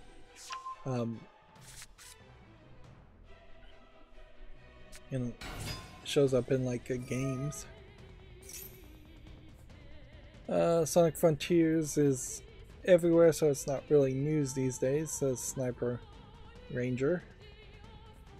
Gametsu says Azure Striker Gunvolt is coming to the PS5, PS4 on December 15th, alongside an Epilogue Atoms update. Yep, this Gunvolt series, still definitely coming out with a lot of games in a very short amount of time. Always strikes me as like a rushed attempt to replace Mega Man, basically, or make a series instead of taking it naturally. And that's definitely a weird situation, certainly, because almost every game series is pretty much on pace with releasing sequels and releasing new content. I've never really seen someone desperately try to make a ton of game content, except for perhaps Telltale Games, which very notably was desperate to make a ton of content, but even they moved fairly slow about it. To be successful at releasing 2 or 3 games in 6 years, which it feels like that's been the case with Gunvolt, if not a lot less than that time, really just seems like an amazing accomplishment.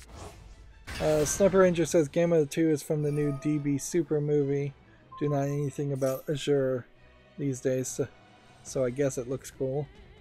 Yeah, it is also one of those games that looks cool in the thumbnail more than the actual pixel art that you would play with, but that's true for a lot of games, so you can't really hold against it too much.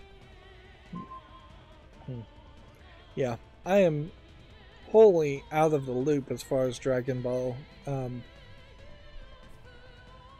Yeah, I guess I maybe have seen all of Dragon Ball Z, or definitely not all of it, but the beginnings and ends parts of Dragon Ball Z, and then I saw a little bit of what I think is GT with the Cat God Anubis character coming back, but I know there were several series in between that came and went, and I didn't see anything with that. If it wasn't such a long-running series, I wouldn't hate the idea of trying to watch just Dragon Ball from the beginning and fast-forwarding through it. Particularly Dragon Ball, since it's much more of an adventure series and less of a fighting series. Undoubtedly, they should just do an abridged series, but I think they did do an abridged series, so I just probably should watch the abridged series of Dragon Ball Z. If I had the free time to do that and was gonna actually watch anime. If I'm gonna watch anime though, I should probably watch something brand new that I haven't seen before. Let's see, moving on to our Gamatsu articles, we've got about 10 more of those. Earth Defense Force 6 shipments and digital sales topped 300,000 within the first week of release, which was amazing to me because the Earth Defense Force series has been notoriously bad, and it obviously sells very well in Japan, but I didn't think it sold that way. It is that well. It is the fastest selling game in the series, according to the subtitle here, so yeah, they must have just hit a sweet spot being released right before Tokyo Game Show and in a gap when no other games were really getting released in Japan. Yeah.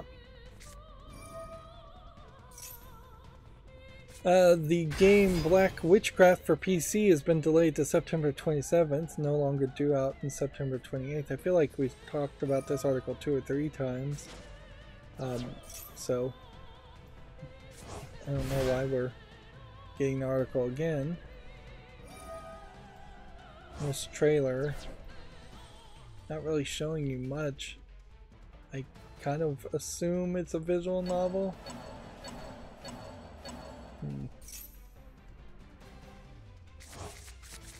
Nope, it's an action RPG, according to the tags. Some of these phrases I have never really wrapped my head around as much as I should. Like, I don't particularly know what they mean when they say PV. Probably preview. Sniper Ranger asks, what type of game is Earth Defense Force 6? The Earth Defense Force series is a, at best, AA, probably single A series in which you play as military members of the Japanese military, pretty much, fighting against giant alien bugs. So think a very pixelated Starship Trooper set in Tokyo. There's a lot of tank gameplay, but then there's also some like wasp-like humanoid armor that sometimes you're flying around with that. Like if I kept the thing open, let's see. Let me see if I can pull up the history since we have an active question here.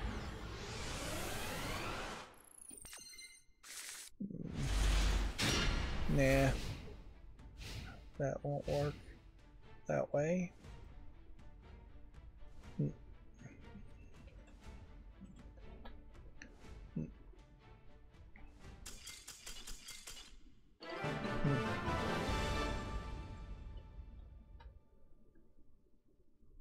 Let's see.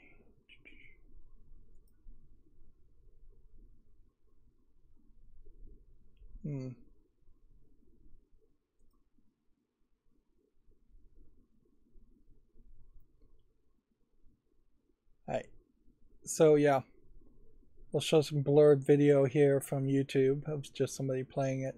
So you're a military guy, you're running around, you've got these drones, there's a giant kaiju slash monster over there attacking. Usually it tends to be more in of a city area. Like ideally you would hope that Earth Defense Force 6 is good, because it could be a good series. That the concept of giant bugs and monsters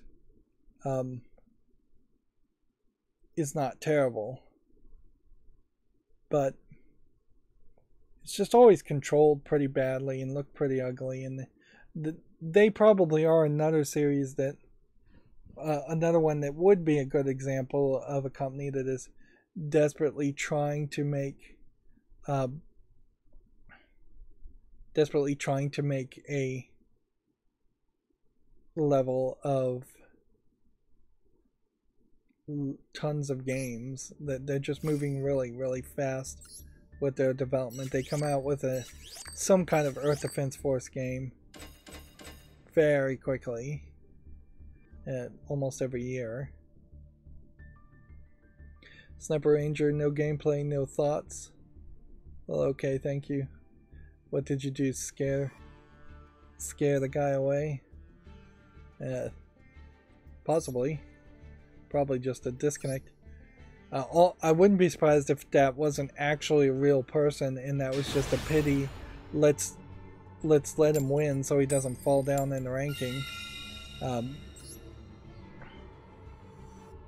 Like ideally, you would want a ton of bots run by Konami, playing against people, just occasionally giving you free victories, occasionally just playing really stupidly, just increasing the win ratio for all players and making all players happy. If you can lift all boats, the ranks and everything are pretty much the same. Really shouldn't be showing other people's YouTube content, but here we can see is a giant ant and more of an in area. This is pretty much the experience that I've seen with the Earth Defense Forces, is that you're fighting large groups of bugs. But yeah, it is a game that in concept is cool. In actual implementation in the past, it's been rough. But there's always hope. Like, inherently, I think a lot of people would argue, if you thought about it really hard, that Final Fantasy VII is the first modern good Final Fantasy game, and there really is no reason to play any of the previous Final Fantasy games if you don't have nostalgia. And then if you look at the difference between Final Fantasy 7 and say Final Fantasy 3, it is a completely different style of game and different looking experience. Moving on to Gematsu articles as we try to burn through these. The RPG Maker Unite debut trailer has an auto guide feature and an add-on manager detailed. This isn't actually video game news as much as it is video game development news.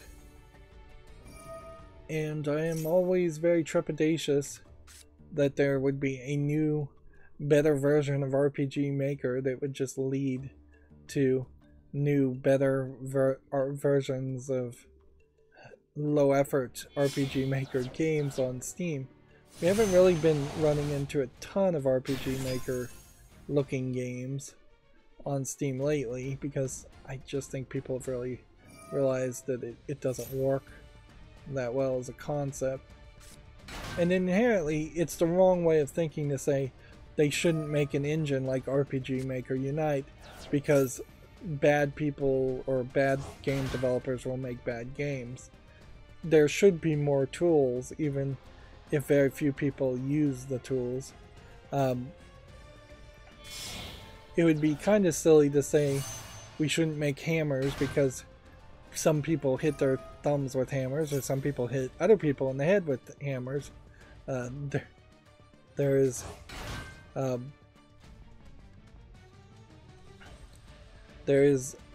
a level at which we should just hope that all engines and all development possibilities exist.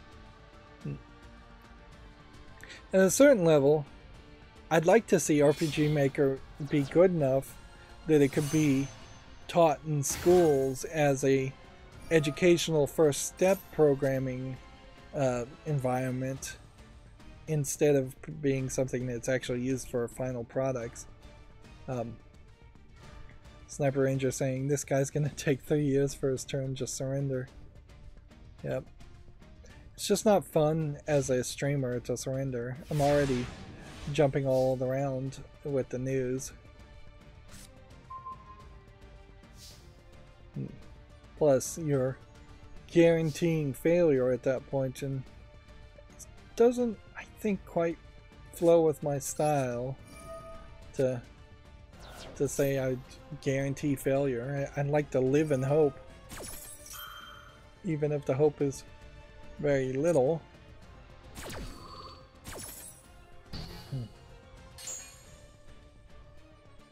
Let's see.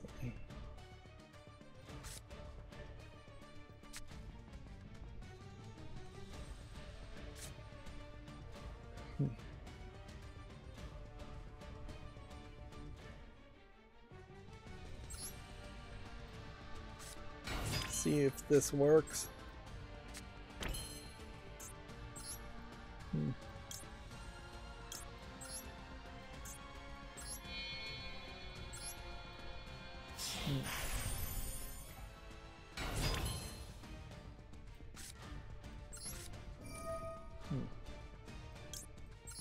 Toss this. Put that on the field. Whatever, got 2.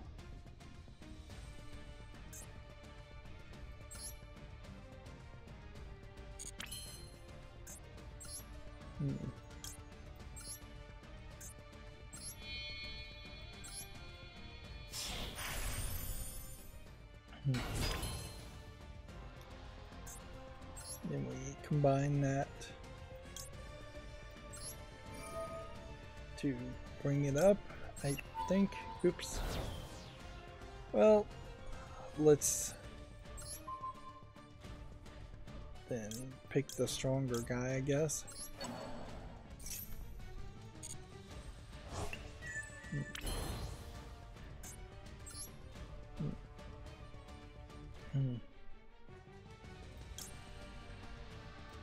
Try this.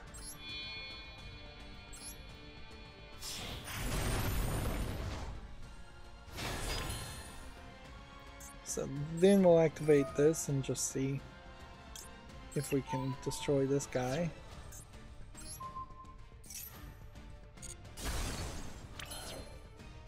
Okay. Now we've got 3 in the field at the moment.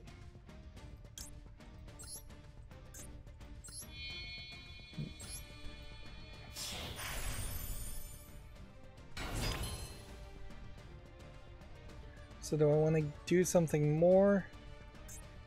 Because I could summon a 3, summon a 4, get rid of this. Yeah, let's try that.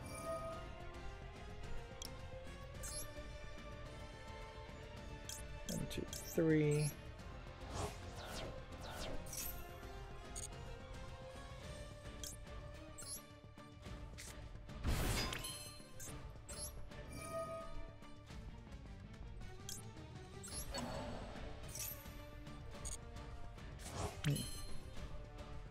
That may have been a mistake.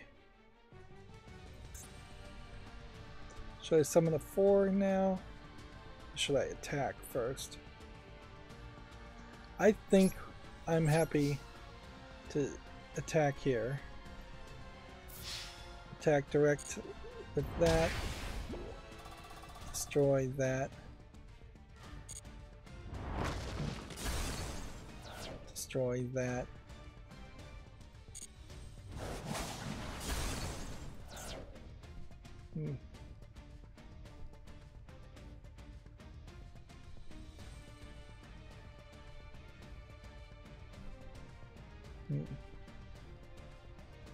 And then I guess the question comes down to, we definitely want Zeus. Do we want to strengthen our moves? I think we do. Moving slower here.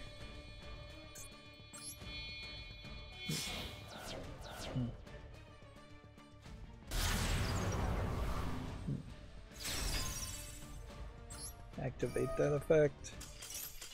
And there we go. Victory. So, good lesson there, I think, really. Never give up.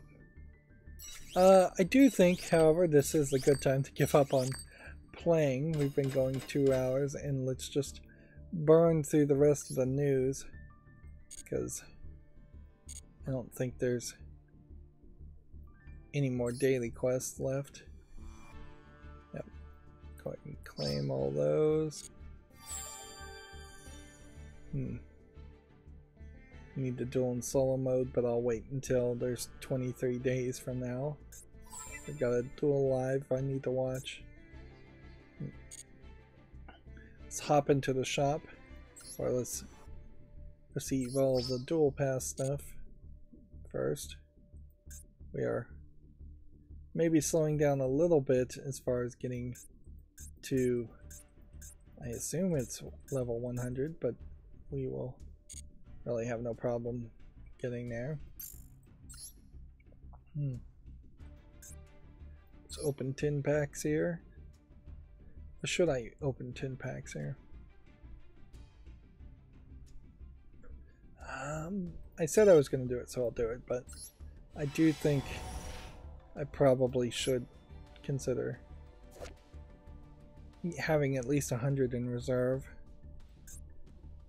Particularly these legacy cards are not cards I think you're really going to play a lot with anyways.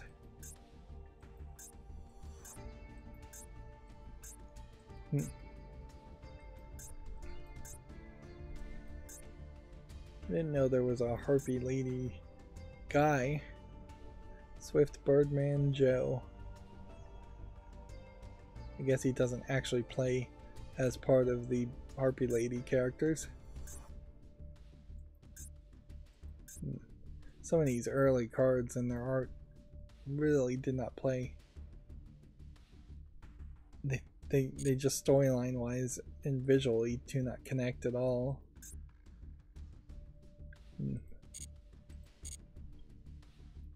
Sniper Ranger, well, I'm gone then. I have to charge my battery for real this time. Okay, thanks for chatting. Gamatsu has the co-op twin stick shooter roguelite Blackout Protocol and being announced for consoles and PC. Which, okay. It looks like a kind of dark game, which a lot of twin stick shooters tend to be a little too dark. Otherwise, it looks okay, but not particularly amazing. I don't think there's a real reason to watch the trailer at this point, though. I'm not interested enough. Biomutant for the PS5, Xbox Series X, Xbox Series S gameplay trailers are available, which I almost would have believed that Biomutant came out many years ago and that this was a remake, but I may just be thinking of a couple other games. So apparently it's an action hack and slash kind of RPG experience. Animals riding animals in a post-apocalyptic world. Yeah, there might be something to that story that makes the game itself look interesting enough. There's a pop-up skill set, though, so I would kind of worry that this might be too much of an open world, like, RPG experience, and that there's just a lot of grinding potentially. Yeah, I could see there being a lot of grinding. Live A Live remake shipments and digital sales have topped 500,000. This is a Square Enix and Nintendo published fantasy game that seems to really have come out of nowhere. Katana Zero DLC has its first gameplay footage, which I don't know if I really care to look at the DLC footage when I haven't really considered even playing the main game. Platforming with a lot of hack and slashing and puzzling and time freezing.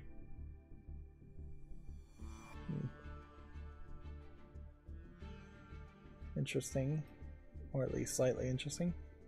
Airport Sim Games Mode trailer and screenshots are available. I assume this is an airport simulator. I don't know how many people really would want to run an airport. Even if you did want to run an airport, how many people are going to get the opportunity to run an airport?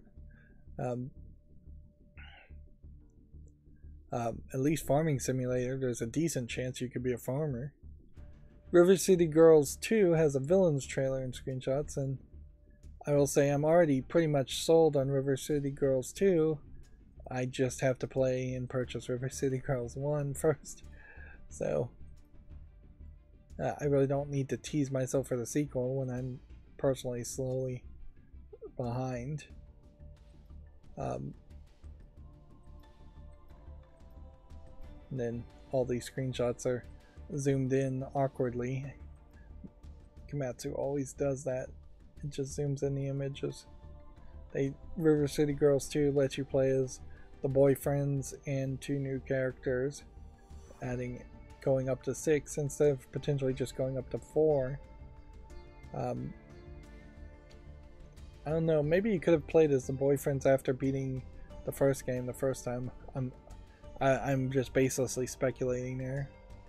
And the River City series is a long-running series, usually with the boyfriends and guys being the main characters beating up people, but River City Girls 2, River City Girls in particular, took it in a different direction with much more modern visuals and much more of a cartoony anime twist on it and silliness to it, making it feel a lot more like the arcade Simpsons beat 'em up type games, and less like a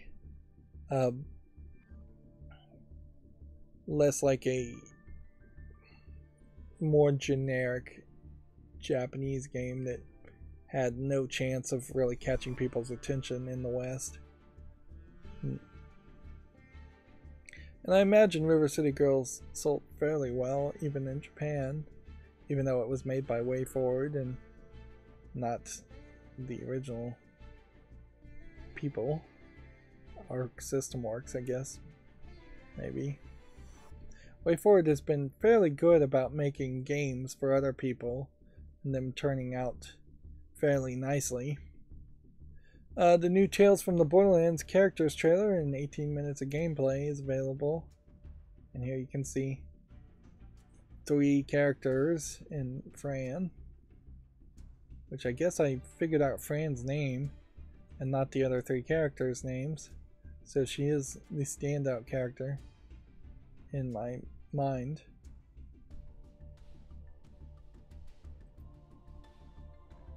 So, yeah. I'm interested to see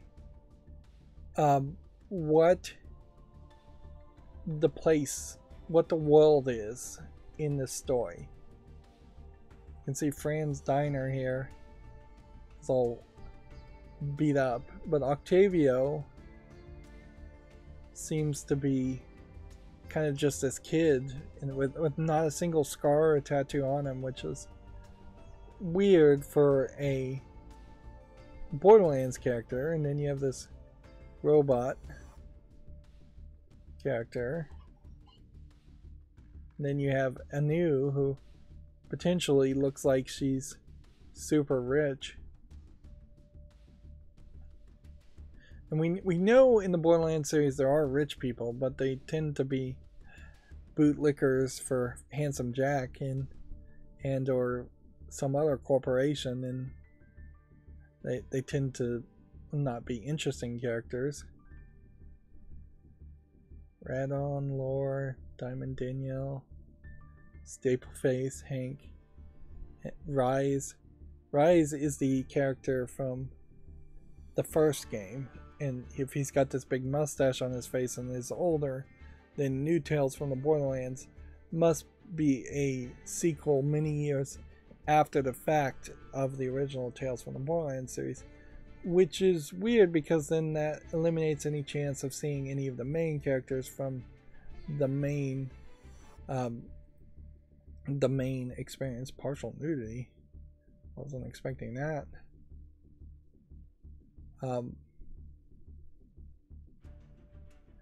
The actual gameplay here, though, I assume is just going to be like a Telltale game. Although even the Tales from the Borderlands game was not terrible with that. Seems like, yeah, you have conversations, you pick who you're siding with. I imagine that is pretty much the experience.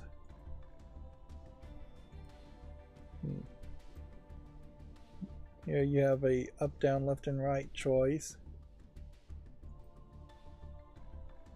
Yeah, it doesn't really feel like it's getting anywhere too far away from the idea of a Telltale game. Which, at this point, there's no reason for it to kind of stick to the Telltale game idea, because it's owned by 2K and being developed by a Gearbox company, whether that's Gearbox Dallas or Gearbox Canada.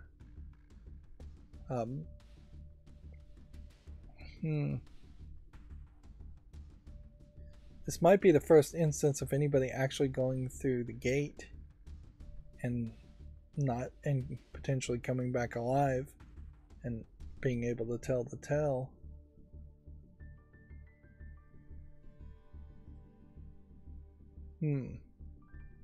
Unless there's something in Borderlands 3 I don't know about, because I haven't played Borderlands 3 yet. Yeah, and if you have characters going through a gate, ending up in a different world, how much is that really like Borderlands at that point? So, yeah. I'm trying really hard to reserve judgment as far as new Tales from the Borderlands. It might be great, it might have great writing. Arguably, though, if it does have great writing, then Borderlands 3 probably should have had great writing instead, or Borderlands 4, whenever that comes out, should have better writing. Like, I don't know if 2K and Gearbox have enough writers to have a side quest experience. It was different when they were just licensing it to Telltale, and Telltale was doing all the work anyways, but now that it's brought back into the fold of 2K, you're taking resources away from something else almost certainly, which is why I very much didn't expect a new Tales from the Borderlands to ever be made. Moving on, Gematsu, I have 2 more Gematsu articles. It says Otomate Party 2022 announcements roundup. Apparently this is a list of several otome, that's young maiden, visual novels. Let's see, what do we have? We have a Japanese phrased one. I'm not going to bother to try and read any of these. It's a Otomate romance visual novel, Alice in the Country of Spades, Wonderful Black World. Like, I really would have preferred these to be independent articles. I imagine we will see independent articles about each of these games. But it is interesting to see so many games listed and promoted at the same time instead of having more separate announcements. Apparently they're all coming from Idea Factory as the publisher, I assume. And then we have this week's Japanese game releases: Splatoon 3, Adventure Academia, The Fractured Continent, and more. Which, yeah. Physical and digital. Quite a longer list than we've seen in the past, or at least a medium-sized list. Splatoon 3 launching worldwide, and then the digital versions of games. Well, kind of a short list on digital-only games, actually. Alright, well, let's burn through. We've got about 30 more games that came out on Steam. In this case, Ramen Sensei, while it is very similar in its gameplay style to Onsen Master, it just falls back into the cook, serve, delicious cooking, delivering strategy style games, and that doesn't capture my attention. And this is basically the exact same game, and this is basically the exact same game. I think they may be coming from the same developer there. This looks awful. Plat Fuzzles. Maybe if there was more visual polish to this, I'd give it a chance. Space Blockbuster. What's interesting here is whenever you see a live action trailer, it stands out very oddly. There might be something to this. There might not. Like, in a lot of ways it just kind of looks like Beat Saber. and it's a VR game, so I'll put it on the fall list. I don't know why I'm even bothering to put VR games on the fall list though. I think I'm pretty well determined that I'd never buy a VR headset. Although oddly, I did see that one of the pinball emulator softwares now supports red and blue 3D, so it can render some of the tables to give you that fake 3D look,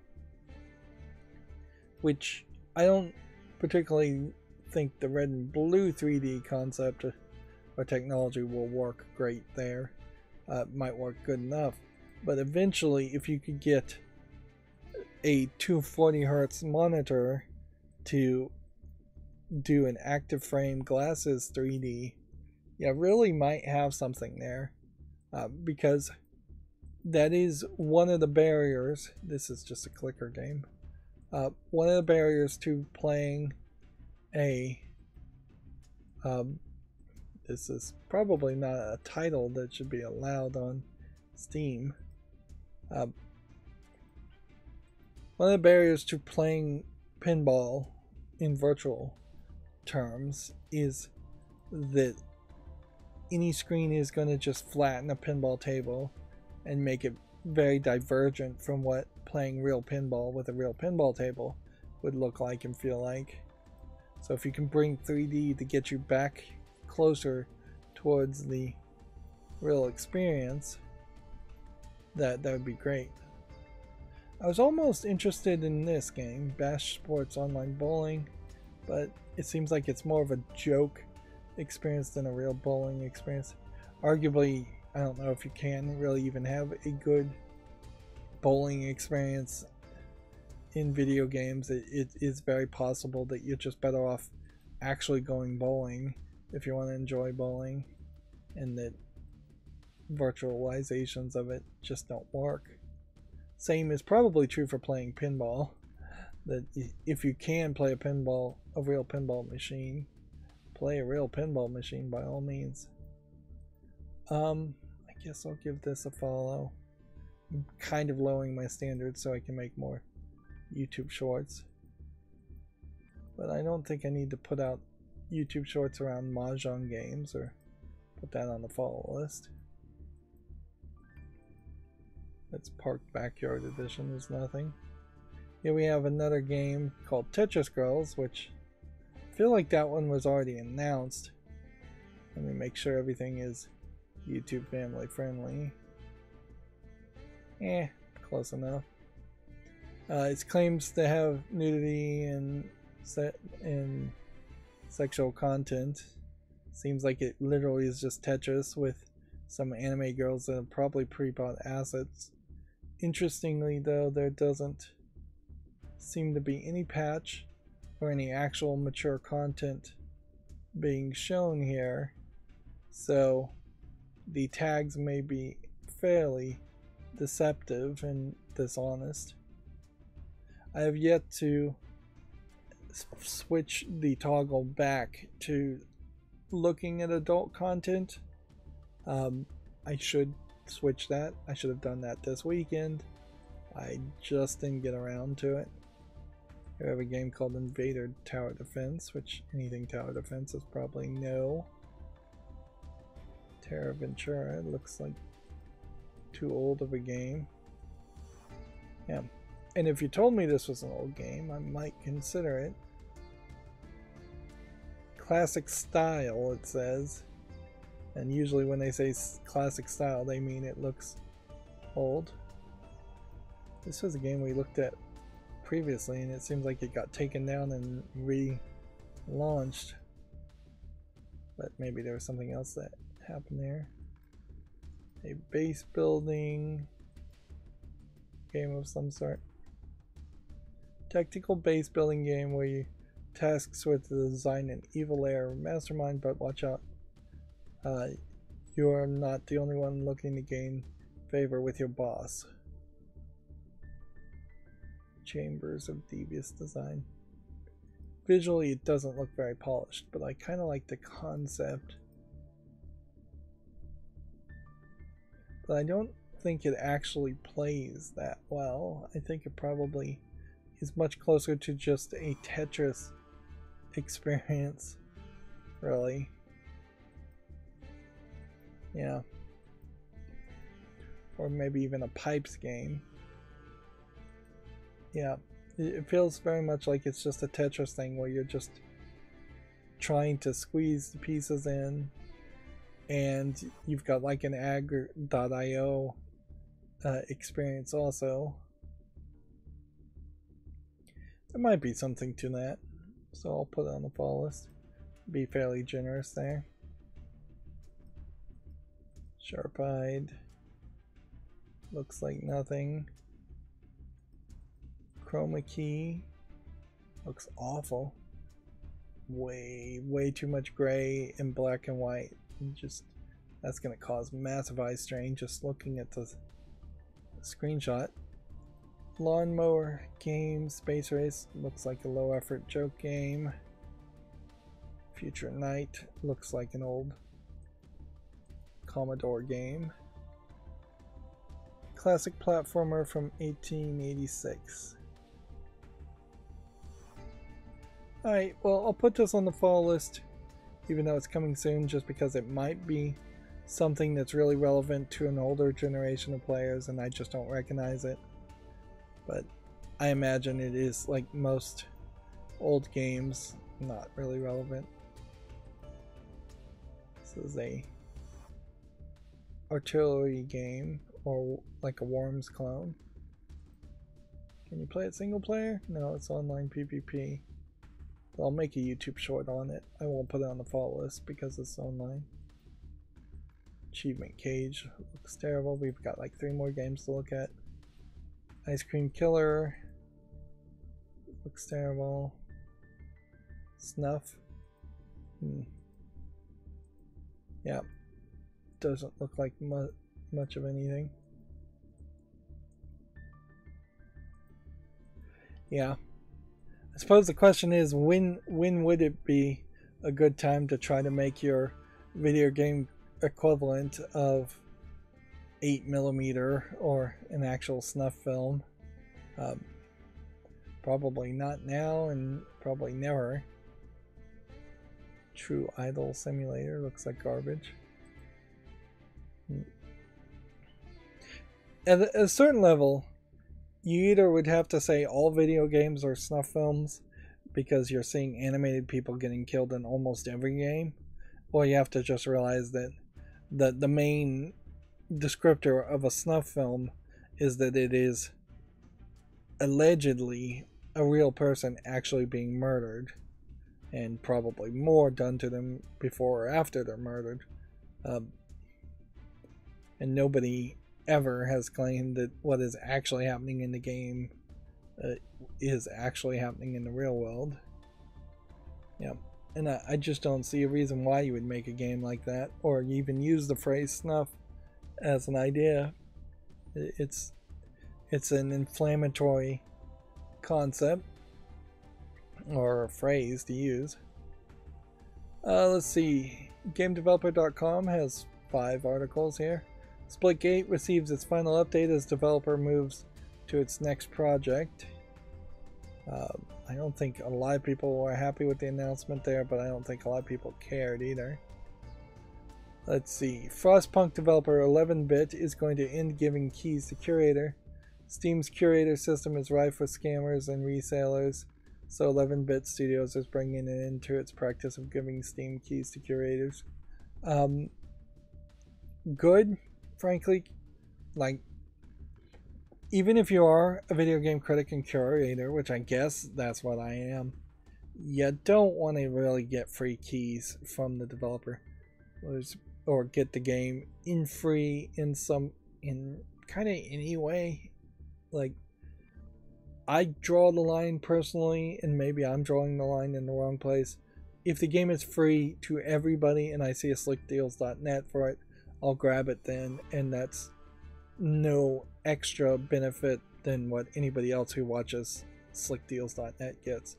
But I don't want to get keys or any kind of compensation from game developers, because then effectively it's sponsored content. So often you see on YouTube people going, I got this for free, but it's not sponsored content or anything like that. It's like, no, it is sponsored content by the legal definition. The second you get anything from that, arguably just the fact that you might get a shout out or a tweet from the developer is a extra bit of compensation that most players would not get. Anything that makes you feel even slightly happy can potentially affect your reviews, and the critic needs to try to be as cold and callous as a reviewer as possible, and frankly as mean as possible and critical as possible. Mean is probably the wrong phrase there, because you don't want to just actively trash on the game if it actually is good, but yeah, you want to be fairly critical to every game you cover, and that you never want it to even in your subconscious occur to you that you got a game or a key for free. Plus, games aren't that expensive, particularly if you were a successful content creator, which you probably had to be a successful content creator to actually get a Steam key in the first place. But yeah, I don't see this as particularly big news, but it could be the beginning of several people also going down that general announcement. It'd be fairly easy to just stop giving out keys, and if people ask you, just saying we don't give out keys anymore, instead of coming out as a big announcement. The fact that it's a big announcement and that it's being published in GameDeveloper.com kind of comes off as like they are actively just trying to attack Steam, and certainly GameDeveloper.com is kind of trying to attack Steam, whether it deserves it or not, by saying the curator system is rife with scammers and resellers. But it probably is rife with scammers and resellers, although scammer is a fairly broad term and hard to pin down. I could see somebody getting a key for a game and then immediately being called a scammer. Let's see, moving on. Nintendo is removing Mario Kart Tour's gacha mechanic, which we kind of already knew about. We already talked about the Callisto Protocol director apologizing for promoting crunch culture, although his actual tweets maybe not exactly what it is being described as, which is true in almost every story and articles, that they recontextualize the first part, the second part, and the middle part. The beginning, middle, end all gets pushed through a level of yellow journalism, particularly when GameDeveloper.com writes an article. Arguably, if they didn't have a few extra articles that I see every now and then, I would just stop following GameDeveloper.com.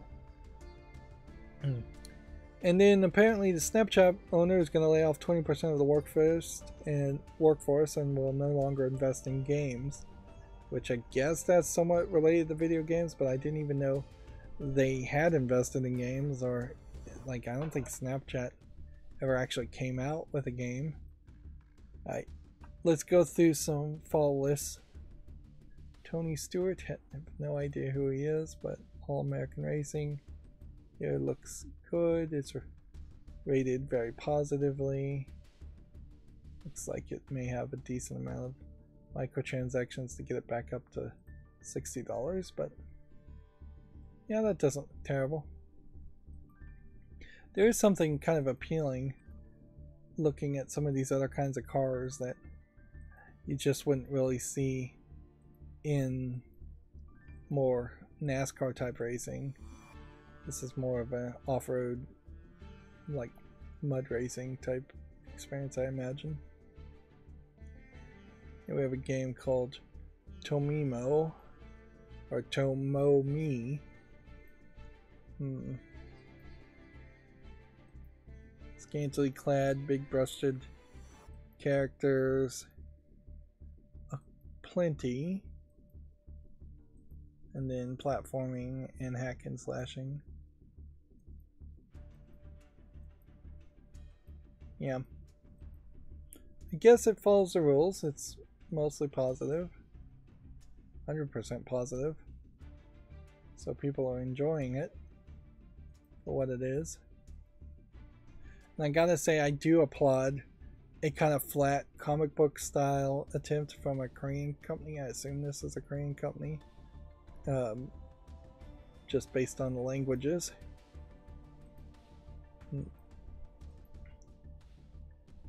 But yeah, I'll put that on the wish list.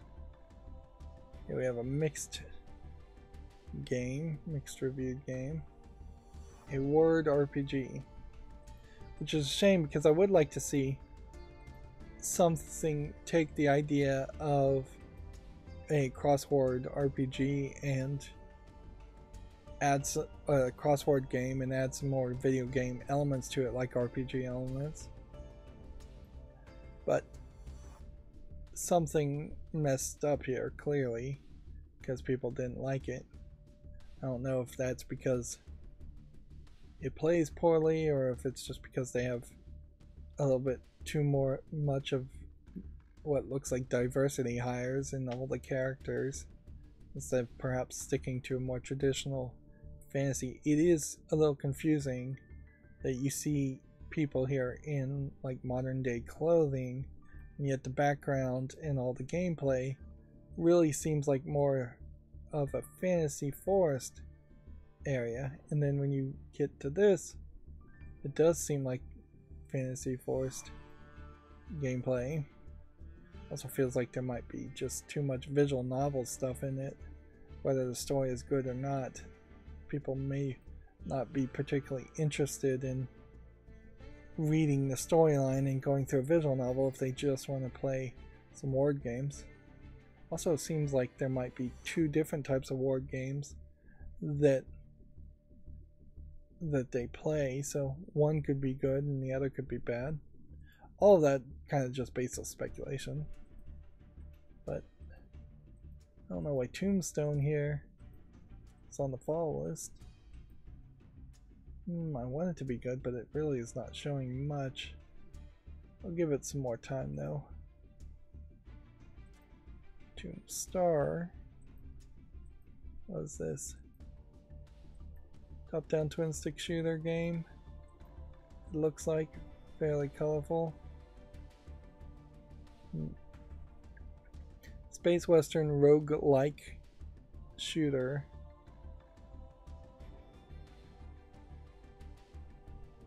Alright, I guess I'll put it on the wish list, although I don't think it's particularly my style of game.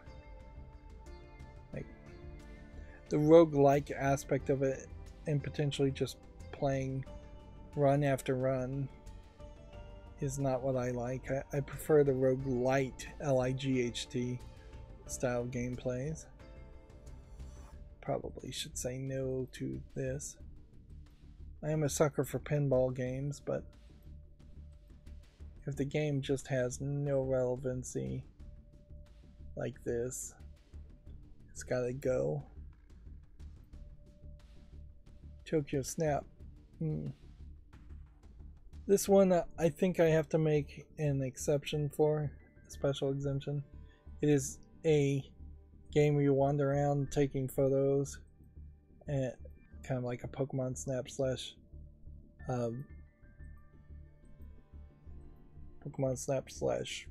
visual novel. Seems like it has some visual novel elements too. But obviously it's not very relevant, but it's very well liked for the people who have found it. And I do on occasion want to cover games that are lesser known. But I also don't want to get into the realm of playing just incredibly obscure games that are also bad. Tokyo Chronos here is a VR headset visual novel that's rated very positively from Sekai Project as publisher. And I think particularly that is a dumb decision to make it VR exclusive, make any visual novel VR exclusive, because the odds of that many Japanese people having VR headsets, and let's face it, most visual novels are played by Japanese people, it's gotta be really low. Here we have a game called Tohu, which is rated very positively as a point click. So we'll put that on the wish list. Fairly high percentage of games are making it to the actual wish list from the fall list, so my wish list at some point is going to turn out to be really very long.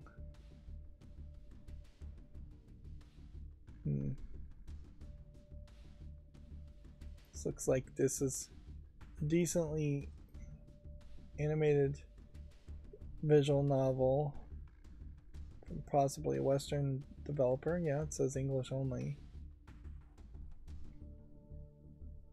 But I guess SteamDB ratings are low, and just the number of ratings are low. It came out in January of 2020, so it's had 2 years.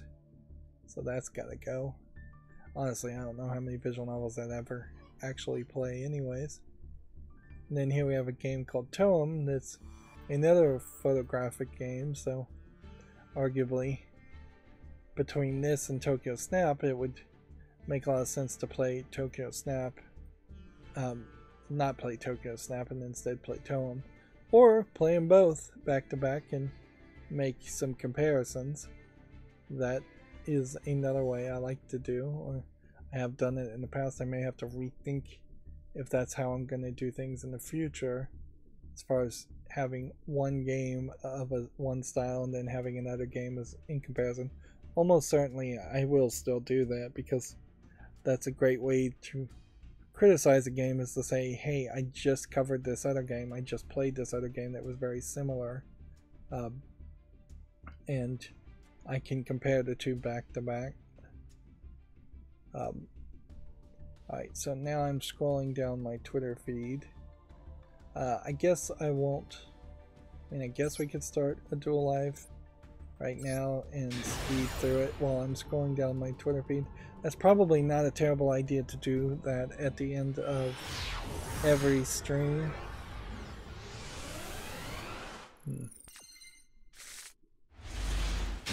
Just takes a little time till you can hit the fast forward. Alright, and so while that plays and fast forward, I will scroll down my Twitter feed and see if there's any new news worth mentioning. Apparently you have less than 30 minutes to grab Mafia 1 from 2002 for free on Steam, so if you want the original version of the game, grab it now.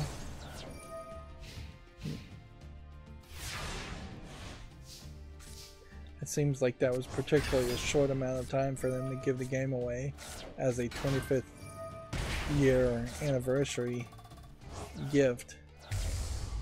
Arguably though, instead of a company having to decide to give away something because it's 25 years old, I would be a lot happier if everything just went into the public domain after 25 years.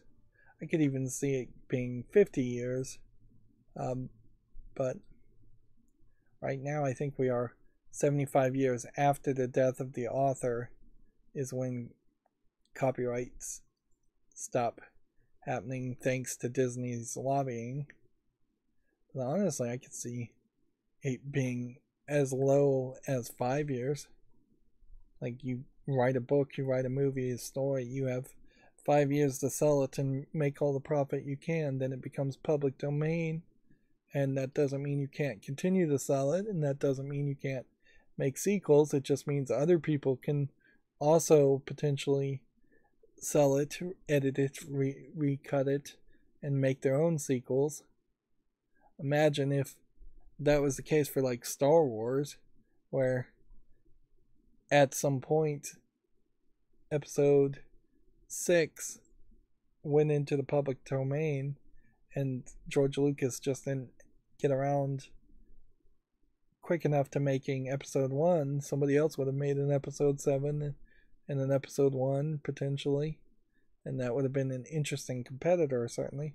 In fact, there is a lot of fan edits that are probably fair use of episode of all the Star Trek movies, and arguably I think there probably are better fan edits worth watching than most of the Star Wars movies at this point.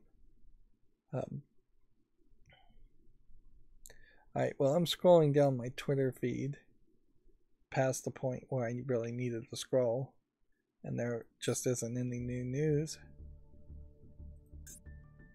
So we can wrap up here. And then I'll say thank you to everybody that came on the chat and said hi.